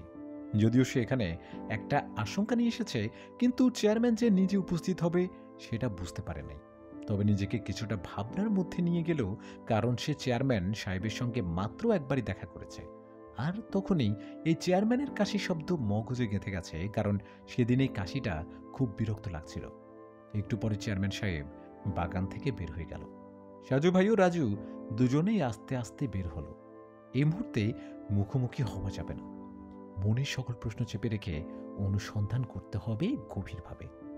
নিজেদের এলাকায় ফেরার পথে রাজু জিজ্ঞেস করল, আমরা এখানে কেন এসেছিলাম রাজু ভাই? আর ওই লোকটা এখানে কেন? সাজু ভাই বলল, যেহেতু একটা পুতুল নিয়ে সবকিছুর গন্ডগোল, তাই সেটা অবশ্যই কেউ না কেউ অনুসন্ধান করবে। তাছাড়া যিনি এখানে এসেছেন তিনি এলাকার চেয়ারম্যান। তবে আমার অনুমান মিথ্যাও হতে পারে। তাহলে কি চেয়ারম্যান জড়িত? জড়িত হতে পারে, কিন্তু মূল নয়, কারণ এমন করে পরিকল্পনা করার সাহস তিনি একা নিতে পারবে না। লিমনের সঙ্গে কি কোনোভাবে যোগাযোগ করার চেষ্টা করছেন ভাই? না, কিভাবে করব? আমি তো জানি না। আচ্ছা, ভেবে দেখি। রাতের ডিনার করে সাজু কিছুক্ষণ বিছানায় বসে বসে ভাবতে লাগলো। সবকিছু যেন জট পাকি আছে। চেইন সেলাইয়ের মতো একবার খুলতে পারলে এক টানে সবটা খুলে যাবে, কিন্তু যদি গিট্টু লেগে যায় তাহলে মেলা মেলা সময় লাগবে। তৌহিদ কেন মিথ্যা বলেছে? লিমনের বাবার সেই পুতুল এখন কোথায়? আর আরেকটা প্রশ্ন যেটা ঘুরপাক, সেটা হচ্ছে মনিরুল লোকটাকে খুন করলো কেন? রাত প্রায় গভীর। বিছানায় শুয়ে অন্ধকার রুমের মধ্যে কান্না করছে লিমন। মা বাবার কথা বড্ড মনে পড়ছে তার। সন্ধ্যাবেলা ঘুমিয়েছিল, তখনই বাবাকে স্বপ্ন দেখল। অনেক কিছু উপদেশ দিয়ে চলে গেল। ঘুম থেকে উঠে সেই সময় ধরে চোখের পানি পড়ছে। নিজে এখন অপরাধী হয়ে সবকিছুর জন্য দায়ী, অথচ সে কিছু জানেই না। দরজা খোলার ক্যাত করে শব্দ হলো। অন্ধকারে কেউ একজন দরজা খুলে প্রবেশ করল। যিনি প্রবেশ করেছে তিনি হয়তো লুকিয়ে এসেছে, কারণ সে বাতি অন করে নাই। আস্তে করে বিছানার পাশে কিছুক্ষণ দাঁড়িয়ে রইল, তারপর একটা হাত এগিয়ে দিল লিমনের কপালে। মনে হচ্ছে সেই নাসরিন মেয়েটা এসেছে। লিমনের কপালে হাত দিয়ে কিছু বুঝতে চেষ্টা করল, কিন্তু গালের কাছে হাত পড়তেই গাল ভেজা অনুভব করে মেয়েটা আস্তে করে বলল, আপনি কি জেগে আছেন? হ্যাঁ, জেগে আছি, কিন্তু আপনি এত রাতে এখানে কেন? কি হয়েছে? দিনের বেলা স্বাধীনভাবে আসতে পারি না, তাই রাতের আঁধারে লুকিয়ে এসেছি। আপনারা খুব খারাপ, আপনাদের সঙ্গে কথাই বলতে ইচ্ছে করে না। আচ্ছা, একটা প্রশ্ন করব? করেন। আপনি কি সেই যার মা বাবাকে পুতুলের জন্য পরিকল্পনা করে হত্যা করা হয়েছে? আমার মা বাবা মারা গেছে, এটা সত্যি, কিন্তু কী কারণে মারা গেছে জানি না। আমি সেটা জানার জন্য চেষ্টা করব, কিন্তু আমি তো বন্দী এখানে। আমিও একসময় আপনার মতো একটা খুবই সাধারণ মেয়ে ছিলাম, কিন্তু এদের চক্রের সঙ্গে জড়িয়ে গিয়ে আজ কতটা খারাপ। আপনারা আমাকে মুক্তি দেবেন কবে জানি না। আমি শুধু এখানে রান্না করি আর সবার জন্য চা নাস্তা তৈরি করি। আপনাকেও কি কিডন্যাপ করেছে? হ্যাঁ, আমি ওদের এখানে বছরখানেক ধরে বন্দি আছি। কতটা কষ্ট হচ্ছে জানেন? কতদিন পেরিয়ে গেল, কিন্তু খোলা রাস্তায় হাঁটতে পারি না। আমারও বারবার আত্মহত্যা করতে ইচ্ছে করে। খুব খারাপ লাগছে। এটা ভুলেও মুখে আনবেন না। সময় সবকিছুই সমাধান করে দেবে। শুধু ধৈর্য ধরতে হবে আর আর নিজেকে সৎ রাখতে হবে। তাহলে ঠিকই একদিন নতুন সূর্যের সাথে দেখা হবে। আপনার সঙ্গে আপনার সঙ্গে কথা বলে ভালো লেগেছে। তবে আপনাদের বসের পরিচয় জানতে চাই। সেটা আমিও জানি না। এরা সবসময় বস বস করে, কিন্তু আজও তাকে আমি চিনতে পারিনি। নাকি মিথ্যে বলছেন? যা সত্যি তাই বললাম। আচ্ছা, আপনি মনে হয় বিরক্ত হচ্ছেন। পরে আবার কথা হবে। ভোরবেলা নামাজ পড়ে বারান্দার চেয়ারে বসে সামনে মাঠের দিকে তাকিয়ে আছে সাজু ভাই। বেশ চিন্তিত। মোবাইল হাতে নিয়ে বসে আছে। একটু আগে সজীব আর রুহি দুজনের নাম্বারে কল দিয়েছে, কিন্তু কেউ রিসিভ করে নাই। দুজনেই গতকাল রাতে তাকে কল দিয়েছে। যেহেতু রুহির মা অসুস্থ, তাই চিন্তা হচ্ছে। তাছাড়া দুজনেই যখন কল দিয়েছে তখন নিশ্চয়ই কোনো কারণ আছে, কিন্তু সকালবেলা উঠে দুজনের নাম্বারেই ট্রাই করা হয়েছে, কেউ রিসিভ করে না। অসুস্থ দুর্বল শরীর নিয়ে বসে আছে। দাদি এসে চা দিয়ে গেছে। সে চা একটা চুমুক দিয়ে সে রেখে দিয়েছে। চিনি একটু বেশি হয়েছে, তাই খেতে ইচ্ছে করে না। আবার ডাক দিয়ে নতুন এক কাপ নিয়ে আসতেও বলছে না। মোবাইলে রুহির কল এসেছে। আসসালামু আলাইকুম সাজু ভাই। ওয়ালাইকুম আসসালাম। কেমন আছো রুহি? আর তোমার মা কেমন আছেন? মোটামুটি ভালো। হাসপাতালেই আছি। গতকাল রাতে তুমি কল করেছিলে আর সজীবও কল দিয়েছে, কিন্তু আমার শরীর অসুস্থ, তাই মোবাইল সাইলেন্ট করে ঘুমিয়ে গিয়েছিলাম। আপনি কি বেশি অসুস্থ? কাল রাতে সজীবকে আপনার কথা জিজ্ঞেস করেছিলাম, তখন সজীব বলল আপনি অসুস্থ। আর সজীব আপনাকে কল দিয়েই আমাকে কল করেছে। যখন বলল আপনি রিসিভ করেননি, তখন আমার আরও চিন্তা হতে লাগলো। এদিকে আপনি গতকাল গল্প পোস্ট করেন নাই। তুমি কি হাসপাতালে বসেও গল্প পড়ো? তাহলে পোস্ট করার সঙ্গে সঙ্গে একটু সুযোগ করে পড়া শুরু করি, কিন্তু গতকাল পোস্ট করেন নাই, তাই মেলা মেলা মন খারাপ। নতুন মামলার মধ্যে এমনিতেই একটু ব্যস্ততা, আর তাছাড়া অসুস্থ। বুঝলাম। সেজন্য সজীবের সঙ্গে কথা শেষ করে আপনাকে কল দিয়েছিলাম, কিন্তু রিসিভ করতে পারেননি আপনি। ভাবছি গল্প লেখা বন্ধ রাখবো। কেন? কেন? কপি করে করে অনেকেই নিজের নামে পোস্ট করে, তখন আসল লেখক খুঁজে বের করা যায় না। সবাই তো জানে মোহাম্মদ সাইফুল ইসলাম উর্ফে সাজু ভাই হচ্ছে আসল লেখক, তাহলে সেখানে আবার সমস্যা কি? সবাই জানে না, তবে অনেকে জানে। আপনি তাদের কথা বাদ দিয়ে লেখা চালিয়ে যান সাজু ভাই। আর আমার মায়ের জন্য দোয়া করবেন প্লিজ। সবসময় দোয়া রইল। আর আমি ঢাকা থাকলে অবশ্যই দুবেলা দেখা করতাম। সজীব বলেছে সে নাকি আসবে, ওর নাকি ছুটি নেই। হ্যাঁ ভাই, তবে বলেছে যে বৃহস্পতিবার রাতের বাসে করে আসবে। সারাদিন হাসপাতালে থেকে আবার বিকেলে চলে যাবে। বাহ বাহ, রুহি, সজীবের কি অসাধারণ প্রেম! আপনি না হলে কিন্তু আমাদের পরিচয় সম্ভব ছিল না সাজু ভাই। কপালে লেখা ছিল, তাই তোমাদের পরিচয় হয়ে গেছে। সেখানে আমি কেবল উছিলা। তবে দোয়া করি দুজনেই বিয়ে করে সারা জীবন একসঙ্গে যেন ভালোবাসা নিয়ে থাকতে পারো। সকল বিপদের দিনগুলো যেন ধৈর্যের সঙ্গে অতিক্রম করতে পারো, সেই কামনা রইল। মেলা মেলা ধন্যবাদ সাজু ভাই। আর দিতে হবে না। সকাল ৯টার দিকে দারোগা সাহেব কল দিয়ে বলল, সাজু সাহেব, একটু আগে তহিদকে ছেড়ে দিতে হয়েছে। সে এখন জেলের বাইরে, তাই তার দিকে লক্ষ্য রাখবেন। তারপর সাজু ভাই পারভেজের নাম্বারে কল দিয়ে তহিদের নাম্বার নিল। তহিদকে যখন কল দিল, তখন তহিদ বাসের মধ্যে বসে আছে। হ্যালো, কে? তহিদ, আমি সাজু ভাই বলছি। তুমি এখন কোন জায়গায় আছো? ভাই, আমি বাসের মধ্যে বসে আছি। কোথায় যাও? বাড়িতে নাকি? না ভাই, খুলনায় মেসে যাচ্ছি। আমার গ্রামের বাড়িতে অলরেডি সবাই জেনে গেছে আমি জেলে ছিলাম। এই মুহূর্তে গ্রামের বাড়িতে যেতে লজ্জা করছে, তাই মেসের মধ্যে যাব। তুমি একটু সাবধানে থেকো সবসময়। বাইরের মধ্যে ঘোরাঘুরি কম করবা। কেন সাজু ভাই? এমনিতেই বললাম। আর যদি কখনো মনে হয় যে তুমি বিপদে পড়তে যাচ্ছ, তাহলে সঙ্গে সঙ্গে আমাকে কল দিয়ে জানাবে। ঠিক আছে ভাই, রাখি তাহলে। আচ্ছা, ঠিক আছে সাজু ভাই। আজকে আর কোথাও বের হতে ইচ্ছে করছে না। তাছাড়া যেহেতু লিমন্তের গ্রামে গিয়ে তার জন্য অনুসন্ধান করা নিষিদ্ধ, তাই নতুন কোনো উপায় সেই গ্রামের মধ্যে প্রবেশ করতে হবে। আসরের কিছুক্ষণ পর সাজু ভাই নিজেদের পুকুরের পাড়ে হাঁটছিল। এমন সময় তহিদ কল দিল। সাজু খানিকটা অবাক হয়েই রিসিভ করলো। তহিদ কল দিয়ে বলল, সাজু ভাই, আমাকে ক্ষমা করবেন প্লিজ। মানে কি? কি হয়েছে হঠাৎ? আমার মনে হচ্ছে ওরা আমাকে শেষ করবে। আমি পুরোপুরি নিশ্চিত। কারা খুন করবে? আমি তাদের চিনি না। আমার সঙ্গে শুধু দুজন মানুষের দেখা হয়েছে, তাও সেদিন রাতে। কিন্তু তাদের দলনেতা আমি চিনি না। কোন দিন রাতে? যেদিন মনিরুল ভাইয়ের খুন হয়েছে। মানে? ভালো, আমি আপনার সঙ্গে মিথ্যা কথা বলেছি সেদিন জেলের মধ্যে। তাহলে সত্যি কি? সেদিন রাতে সজীব ঘুমিয়েছিল, জানালার পাশে আমি।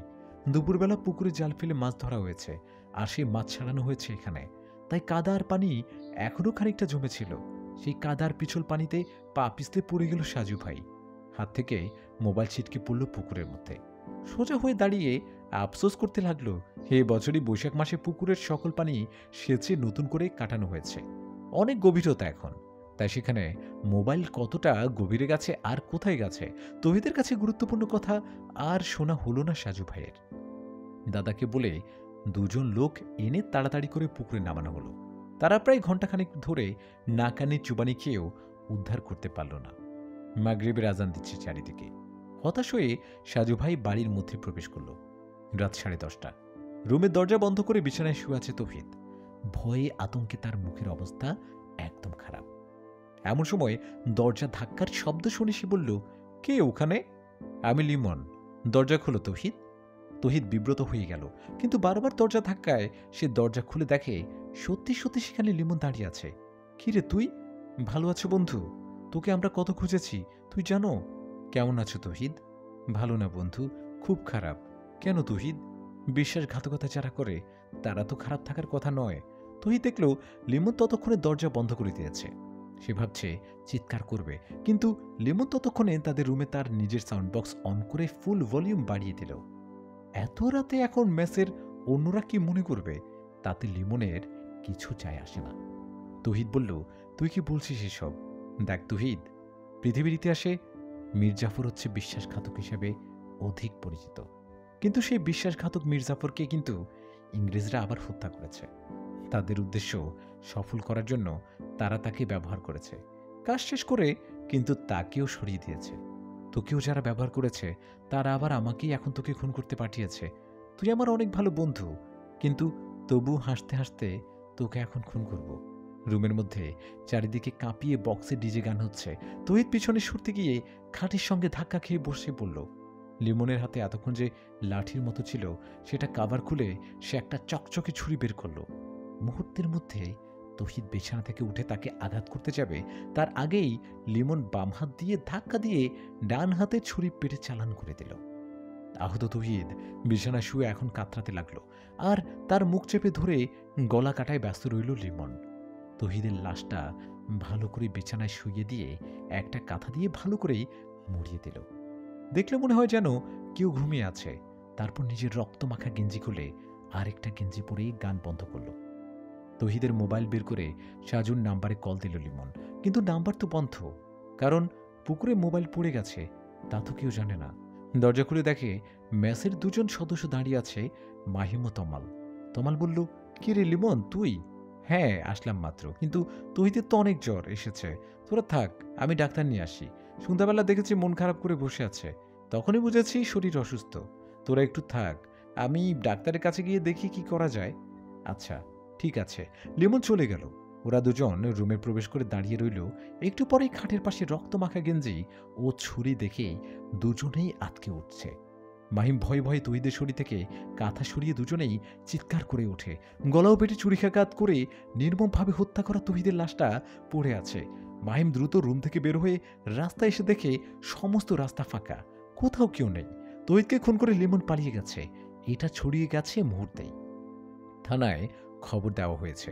মেসের মধ্যে সকল সদস্য জড়সড় হয়ে দাঁড়িয়ে আছে। সকলের মনে একটা আতঙ্ক, কিন্তু খুনটা যে লিমন করেছে সেটা নিয়ে অনেকের মনে যেন সন্দেহ সৃষ্টি হচ্ছে। যেহেতু লিমন নিখোঁজ, তাছাড়া তাকে আসতে বা যেতে কেউ দেখেনি, তাহলে কিভাবে লিমন এসে খুন করেছে? তাছাড়া তমালের সঙ্গে মাগরিবের পরে তহিদের খানিকটা ঝগড়া হয়েছে। তহিদ কিছু টাকা পাবে তমালের কাছে, সে টাকার জন্য একটু কথা কাটাকাটি। তমাল এমনিতেই একটু উশৃঙ্খল টাইপের ছেলে, গাঁজা টাজা খায়, আবার স্থানীয় কিছু বাজে ছেলেদের সঙ্গে আড্ডা দেয়। পুলিশ আসার পরে যখন জিজ্ঞাসাবাদ করা হয় তখন সবাই তমালের কথাটা বলে, কিন্তু পরক্ষণে যখন রক্ত মাখা গেঞ্জিটা মাহিম পুলিশের সামনে দেখিয়ে দেয়, তখন মোটামুটি চুপ করে সবাই। পুলিশ তমালকে বলল, তোমরা কি নিশ্চিত যে ওই ছেলেটা লিমনই ছিল? হ্যাঁ স্যার, রুমের মধ্যে গান বাজছিল, আমরা সামান্য কৌতূহল নিয়ে দাঁড়িয়েছিলাম। তার একটু পরেই দরজা খুলে লিমন বের হলো। আমাদের দেখে স্বাভাবিকভাবেই বলল যে তহিদ অসুস্থ, তাই সে ডাক্তারের কাছে যাচ্ছে। কিন্তু আমরা রুমে ঢুকে যখন দেখি তহিদের লাশটা পড়ে আছে, তখন রাস্তায় নেমে কোথাও দেখিনি লিমন রক্তমাখা গেঞ্জি রেখে গেল কেন? পরে নাকি কিছু ছিল? স্যার, লিমনও তো এই রুমে থাকতো, আর রুমে তার অনেক কাপড় চোপড় আছে। রক্তমাখা গেঞ্জি পরিবর্তন করে ফ্রেশ একটা পড়ে গেছে হয়তো, যেন কিছু বুঝতে না পারি। লিমনের সঙ্গে তহিদের সম্পর্ক কেমন ছিল? মানে বন্ধুত্ব সৃষ্টি হয়েছে নাকি মন কষাকষি? স্যার, খুব ভালো বন্ধু ছিল ওরা। যেদিন রাতে লিমনের মা বাবা খুন হয়েছে, সেদিন সেই গভীর রাতে তহিদ সঙ্গে গেছে। লিমনের মা বাবা কিভাবে মারা গেছে শুনেছি, খুন করা হয়েছে, কিন্তু কারা জড়িত বা কিসের জন্য তা জানি না। ঠিক আছে, আমরা লাশ নিয়ে যাচ্ছি। যে কোনো সময় যে কোনো মুহূর্তে আসতে পারি। ম্যাচের কোনো সদস্য খুলনা থেকে বের হবে না, পরবর্তী নির্দেশ দেওয়া পর্যন্ত ম্যাচ থাকবে। সাজুভাই তাদের স্থানীয় বাজারে গিয়ে সিম কার্ড রিপ্লেস করে এনেছে। জরুরি প্রয়োজনে নাম্বার চালু রাখা একান্ত জরুরি। রাজু তাকে বলেছে যে সকল সিম নাকি রিপ্লেস করা যায় তাদের বাজারে, তাই রিপ্লেস করে এনেছে। বাড়িতে ফিরে দাদার মোবাইলে নিজের সিম লাগিয়ে নিল। তার দাদার কাছেও অ্যান্ড্রয়েড ফোন, কারণ সাজুর বাবার সঙ্গেও সাজুর সঙ্গে সবসময় ভিডিও কলে কথা হতো। সিম চালু করে সে অপেক্ষা করতে লাগলো যদি তহিদ আবার কল দেয়। তবে তখন ছিল রাত 11টার মতো। ততক্ষণে তহিদ খুন হয়ে গেছে, কিন্তু সাজু জানে না। ডিনার করে বিছানায় শুয়ে কবিতার সঙ্গে কথা বলতে ইচ্ছে করছিল, আর তাই মুখস্থ নাম্বারটা ডায়াল করলো। কবিতা রিসিভ করে বলল যে মানুষটা বাড়িতে গিয়েই সঙ্গে সঙ্গে কল দেবার কথা, সে আজকে কল দিল। তার মানে কি মাত্র বাড়িতে গেছে? তুমিও তো খবর নিলে না। অসুস্থ শরীর নিয়ে গ্রামের বাড়িতে আসলাম, একটা কল দিয়ে তো জিজ্ঞেস করলে না কেমন আছেন সাজু ভাই। আমি যে কারো উপর মেলা মেলা অভিমান করে আছি সেটা বোঝার ক্ষমতা কি তার আছে? অসুস্থ মানুষের উপর রাগ করতে নেই, কারণ হুট করে মরে গেলে আফসোস করতে হবে। একদম মুখ ভেঙে দেব। কেন? মানুষ মরতে পারে না। তুমি আমাকে বিয়ে করবে, তারপর আমরা দুজন একসঙ্গে সংসার করব, আমাদের বাচ্চা হবে, তারপর দুজনেই মারা যাব। মৃত্যু মৃত্যু কি কখনো সংবাদ দিয়ে আসে? তবুও মানুষ কিন্তু স্বপ্ন আর আশায় বেঁচে থাকতে চায়, তাই না সাজু? আমার শরীর সত্যি সত্যি খুব খারাপ, কিন্তু এমন একটা মামলায় জড়িয়ে গেলাম যে অসমাপ্ত রেখে কোথাও যাওয়া যাবে না। বেঁচে থাকলে এমন অসংখ্য মামলার রহস্য বের করতে পারবে। তুমি কিন্তু আমার নিষেধ করা সত্ত্বেও ওই মামলায় জড়িয়ে গেছো, আর সেজন্য কিন্তু তোমার প্রতি আমার অসংখ্য অভিমান আর মনের মধ্যে কষ্ট। কষ্ট কেন? এখনো আমার কোনো কথার গুরুত্ব তোমার কাছে নেই, তাই কষ্ট লাগে। তুমি তো ভালো করে জানো যে আমি তোমাকে কতটা সময় দেই। জানি সেটা আমার পরম সৌভাগ্য। হতভাগাই কবিতার জীবনে তোমার মতো মানুষের ভালোবাসা পাওয়া সত্যি ভাগ্যের। পৃথিবী বড্ড অদ্ভুত কবিতা। যে মানুষটা অনেক সাধনা করে তার প্রিয় মানুষটাকে চায়, আল্লাহ সেই মানুষটাকে তাকে দেয় না। নিষ্ঠুর পৃথিবী। পৃথিবী যেন আজকাল আর কারো কষ্ট বোঝে না। একজনের ভালোবাসা নিয়ে যায় অন্য কেউ। তুমি আমাকে সারা জীবন একসঙ্গে রাখবে তো? শুধু তোমার হয়ে থাকতে চাই। যদি কোনোদিন বিয়ে নাও করি, তবুও তোমাকে আমার মনের মধ্যে রাখবো আজীবন। আর যদি বিয়ে হয়ে যায় তাহলে তো স্বপ্ন পূরণ হবে, তাহলে তো সমস্যা নেই। এখনো আমাকে যদির মধ্যে থাকতে হবে? কথার কথা বললাম। খেয়েছো রাতে? তুমি? না, খাবো একটু পরে। সন্ধ্যার পরে ঘুমিয়েছিলাম, আর একটু আগে ঘুম থেকে উঠে এশার নামাজ পড়লাম, তাই দেরি হচ্ছে। দুজনের মধ্যেই কথা চলে অজস্র। সবকিছু হয়তো আমাদের জানার দরকার নেই, তাই আপাতত তাদের কথোপকথন বন্ধ রাখতাম। 1.5 ঘন্টা কথা শেষ করে সাজু অনলাইনে গেল। বেশ কিছু মেসেজ জমা আছে। সেই মেসেজের ভিড়ে লিমনের আইডি দিয়ে মেসেজ দেখে সাজু অবাক হয়ে গেল। লিমন লিখেছে, সাজু ভাই আসসালামু আলাইকুম। আর কেমন আছেন সাজু ভাই? আমি আলহামদুলিল্লাহ ভালো আছি। এই কিছুক্ষণ আগে আপনার নাম্বারে কল দিলাম, কিন্তু নাম্বার বন্ধ। আমি এখন ভৈরব নদীর তীরে সেই চরেরহাট এলাকায় রাতের উত্তাল ঢেউ খেলানোর শব্দের কাছে দাঁড়িয়ে আছি। একটু আগে তহিদকে খুন করে এলাম, হয়তো সামনে আরও বেশি পারতে পারে। আগে দুটো খুন আমি করিনি, তবু আমাকে ফাঁসানো হয়েছে। তহিদ আমার সঙ্গে বেইমানি করেছে সাজু ভাই। আপনি কখনো সেই চিরকুট পেয়ে বিশ্বাস করবেন না, কারণ আমি যাদের খুন করব তাদের কথা আপনাকেই শুধু জানাবো, কখনো চিরকুট লিখব না। কিছুক্ষণ স্তব্ধ হয়ে বসে রইল সাজু। সামান্য কিছু সময় মোবাইলের স্ক্রিনে তাকিয়ে মাথা ব্যথা শুরু করেছে, কিন্তু তহিদ খুন হয়েছে সেটা তাকে খুব ব্যথিত করছে। কিছু কিছু জায়গায় কল দিতে হবে, কিন্তু কারো নাম্বার নেই। তহিদ নাকি বেইমানি করেছে। গতকাল বিকেলে তার সঙ্গে কথা বলতে বলতে মোবাইল পানিতে পড়ে গিয়েছিল। তহিদ তাকে কিছু একটা বলার চেষ্টা করেছিল, কিন্তু বলতে পারেন নাই। সে হয়তো বুঝতে পেরেছিল তাকে খুন করা হবে, তাই একদম শেষ মুহূর্তে স্মরণ করেছিল। কিন্তু সেই বেইমানিটা কি? কিসের জন্য তাকে খুন করতে হয়েছে? কেন খুন হতে হয়েছে তাকে? খুব সকালবেলা ঘুম থেকে উঠে ফজরের নামাজ পড়ে বাড়ির সামনে হাঁটছিল সাজু। মোবাইলে যদি কারো কল আসে সেই অপেক্ষায় আছে, কিন্তু কই, কেউ তো কল দিচ্ছে না। অন্তত পারভেজ নিশ্চয়ই কল দেবে, কারণ তহিদ খুন হয়েছে 7:30টার দিকে। নাস্তা করার পরই একটু পরেই একটি অপরিচিত নাম্বার দিয়ে কল এসেছে। সাজু প্রথমে নাম্বার চেনার চেষ্টা করছে, কারণ এমন হতে পারে যে আগে চিনত, কিন্তু না, চিনে না। সাজু ভাই বলল, আসসালামু আলাইকুম। একটা মেয়ে অপর প্রান্তে বলল, ওয়ালাইকুম আসসালাম। আপনি কি সাজু ভাই? জি, আমি সাজু, কিন্তু তোমাকে ঠিক... ভাইয়া, আমার নাম সোহাগী।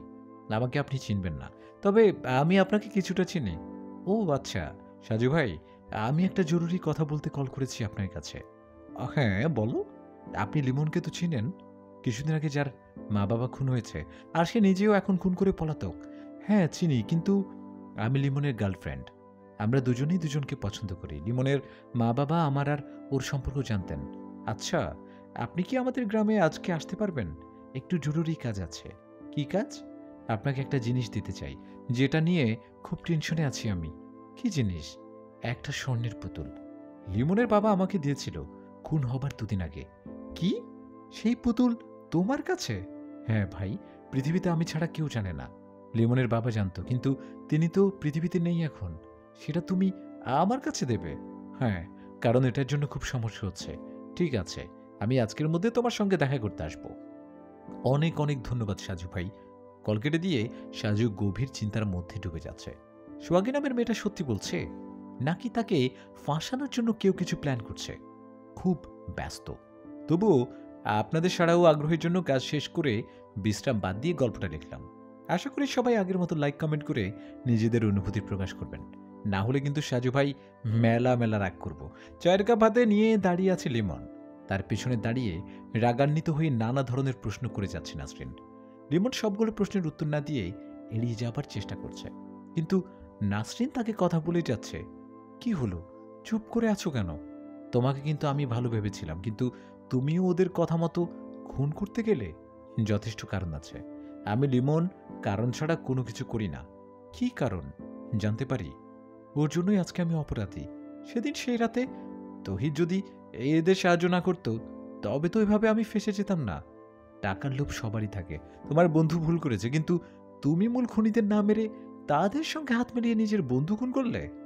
বেশ করেছে। তুমি একটু চুপ করবে? তোমাকেও কিন্তু এরা ব্যবহার করছে। একদিন তোমাকেও তারা স্বার্থ শেষে মেরে ফেলবে। তবুও তার আগে আমার মা বাবার মৃত্যুর জন্য দায়ী লোকদের আমি খুন করতে চাই। তারপর যদি আমাকে তারা সরিয়ে দেয়, তাতে আমার কোনো আফসোস নেই। নিজেকে নিয়ে ভাবতে পারো না? কিছুদিন আগেও খুব স্বপ্ন দেখতাম মা বাবার মৃত্যুর সঙ্গে সঙ্গে সব শেষ হয়ে গেছে। তাদেরকে যখন কবরে দাফন করলাম, তখনই মনে হয় সব স্বপ্ন দাফন হয়ে গেছে। তুমি কিন্তু আগে দুটো খুন করনি, তাই তুমি নির্দোষ প্রমাণ হতে পারতে। কিন্তু তোমার বন্ধুকে খুন করে এখন তুমি খুনি হয়ে গেলে। ভেবেছিলাম তোমাকে নিয়ে এই বন্দি থেকে বের হব, কিন্তু তুমি এখন যাও। বিরক্ত লাগছে। ভালো কথা কারোরই ভালো লাগে না। সবাই শুধু এই নরপিশাচের দলে যোগ দেয়, কেউ তাদের বিরুদ্ধে রুখে দাঁড়ায় না। আর এভাবেই ওরা দিনে দিনে অপরাধের পাহাড় করছে। একটা কথা বলবো? বলো। আমি আমার মা বাবার খুনিদের শেষ করে যদি এদেরকে শেষ করতে চাই, তাহলে কি তোমার সহযোগিতা পাবো? কিন্তু ততদিনে ওরা তোমাকেও সরিয়ে দেবে। ওরা যেভাবে পরিকল্পনা করবে, আমি তার ঠিক উল্টো পরিকল্পনা করব। আচ্ছা, তুমি বলো তো, এদের বসের সঙ্গে এরা কিভাবে যোগাযোগ করে সব সময়? নিজাম ভাইয়ের সঙ্গে বসের সরাসরি যোগাযোগ, আর বাকি সবাই শুধু কলে কথা বলে আর লিখিত নোটিশ পায়। আচ্ছা, ঠিক আছে। তোমাকে একটা কথা বলতে চাই লিমন। বলো। তুমি চাইলে কিন্তু পালিয়ে যেতে পারবে। কারণ তোমাকে ওরা খুন করার জন্য বাইরে পাঠাবে, কিন্তু আমি চাইলেই পালাতে পারবো না। তাই যদি পারো তাহলে আমাকে মুক্ত করে দিও। আমি চেষ্টা করব। তবে আমার প্রধান লক্ষ্য আমার মা বাবার খুনিরা। সামান্য একটা স্বর্ণের পুতুলের জন্য সবকিছু যেন খুবই রহস্যময় হয়ে গেছে। হতে পারে সাজুর কাছে যেটা সামান্য সেটা অন্যের কাছে অসামান্য হতে পারে, কিংবা অন্য কিছু। রাজু আসলো একটু পর। সাজু তখনও নিজের রুমের বারান্দায় বসে আছে। রাজু আসতেই সে তাকে বলল, কি খবর রাজু? তোমাকে মনে মনে স্মরণ করি আর তুমি এসে হাজির। আলহামদুলিল্লাহ ভাই, কিন্তু আমাকে হঠাৎ করে খুঁজছিলেন? হ্যাঁ, একটা কাজ করে দিতে হবে। কি কাজ ভাই? আমার সিমের যত নাম্বার সবগুলো আমি একটা ডায়েরিতে লিখে রাখি, তাই সেগুলো সব একটা একটা করে সেভ করে দিতে হবে। ভাইজান, গুগলের মধ্যে কিন্তু নাম্বার সেভ করে রাখা যায়, আপনি সেখানে রাখেননি? না, কেন যেন ইচ্ছে করে না, তাই সবসময় আমি ডায়েরিতে লিখে রাখতে পছন্দ করি। এখন তুমি সেগুলো একটু সময় নিয়ে সেভ করে দিও। ঠিক আছে ভাই। আমি গতকাল রাত থেকে নাম্বারগুলোর জন্য অনেক মন খারাপ করেছি, কিন্তু জ্বরে অচেতন আর মাথা ব্যথার জন্য মনে ছিল না যে আমার ডায়েরিতে লিখে রেখেছি। ভাই, আমি তো জানতাম যে আপনি অনেক কিছু ভুলে যান, তাই যেকোনো মামলার বিষয় নিয়ে আপনি সবকিছু লিখে রাখেন। হ্যাঁ, এই মামলার মধ্যেও তাই করছি। আচ্ছা রাজু, আরেকটা প্রশ্ন করব তোমাকে। হ্যাঁ ভাই, নিশ্চয়ই। তাতে অনুমতি লাগে নাকি? তুমি তো মোটামুটি এখন রাজনীতির সঙ্গে মনে হয় জড়িয়ে গেছো, কিন্তু আগে তো এমন ছিলে না, তাই না? আমি যেবার খুলনা থেকে পাশ করে বের হলাম, সেবার তুমি ভর্তি হলে। হ্যাঁ ভাই, গ্রামের মধ্যে রুবিনা নামের একটা মেয়ের সঙ্গে তোমার রিলেশন ছিল, তাই না? জি, কিন্তু তার সঙ্গে আর যোগাযোগ নেই। সে আমাকে ভুলে গেছে। অনেক অনেক ভালোবেসেছিলাম, কিন্তু কোনো মূল্য পেলাম না। পাগলের মতো তার জন্য ভালোবাসা রেখেছিলাম। আজকে সন্ধ্যাবেলা চা খেতে খেতে তোমার আর রবিনার প্রেমের কাহিনী শুনব, যদি তুমি বলতে চাও। সত্যি বলছেন?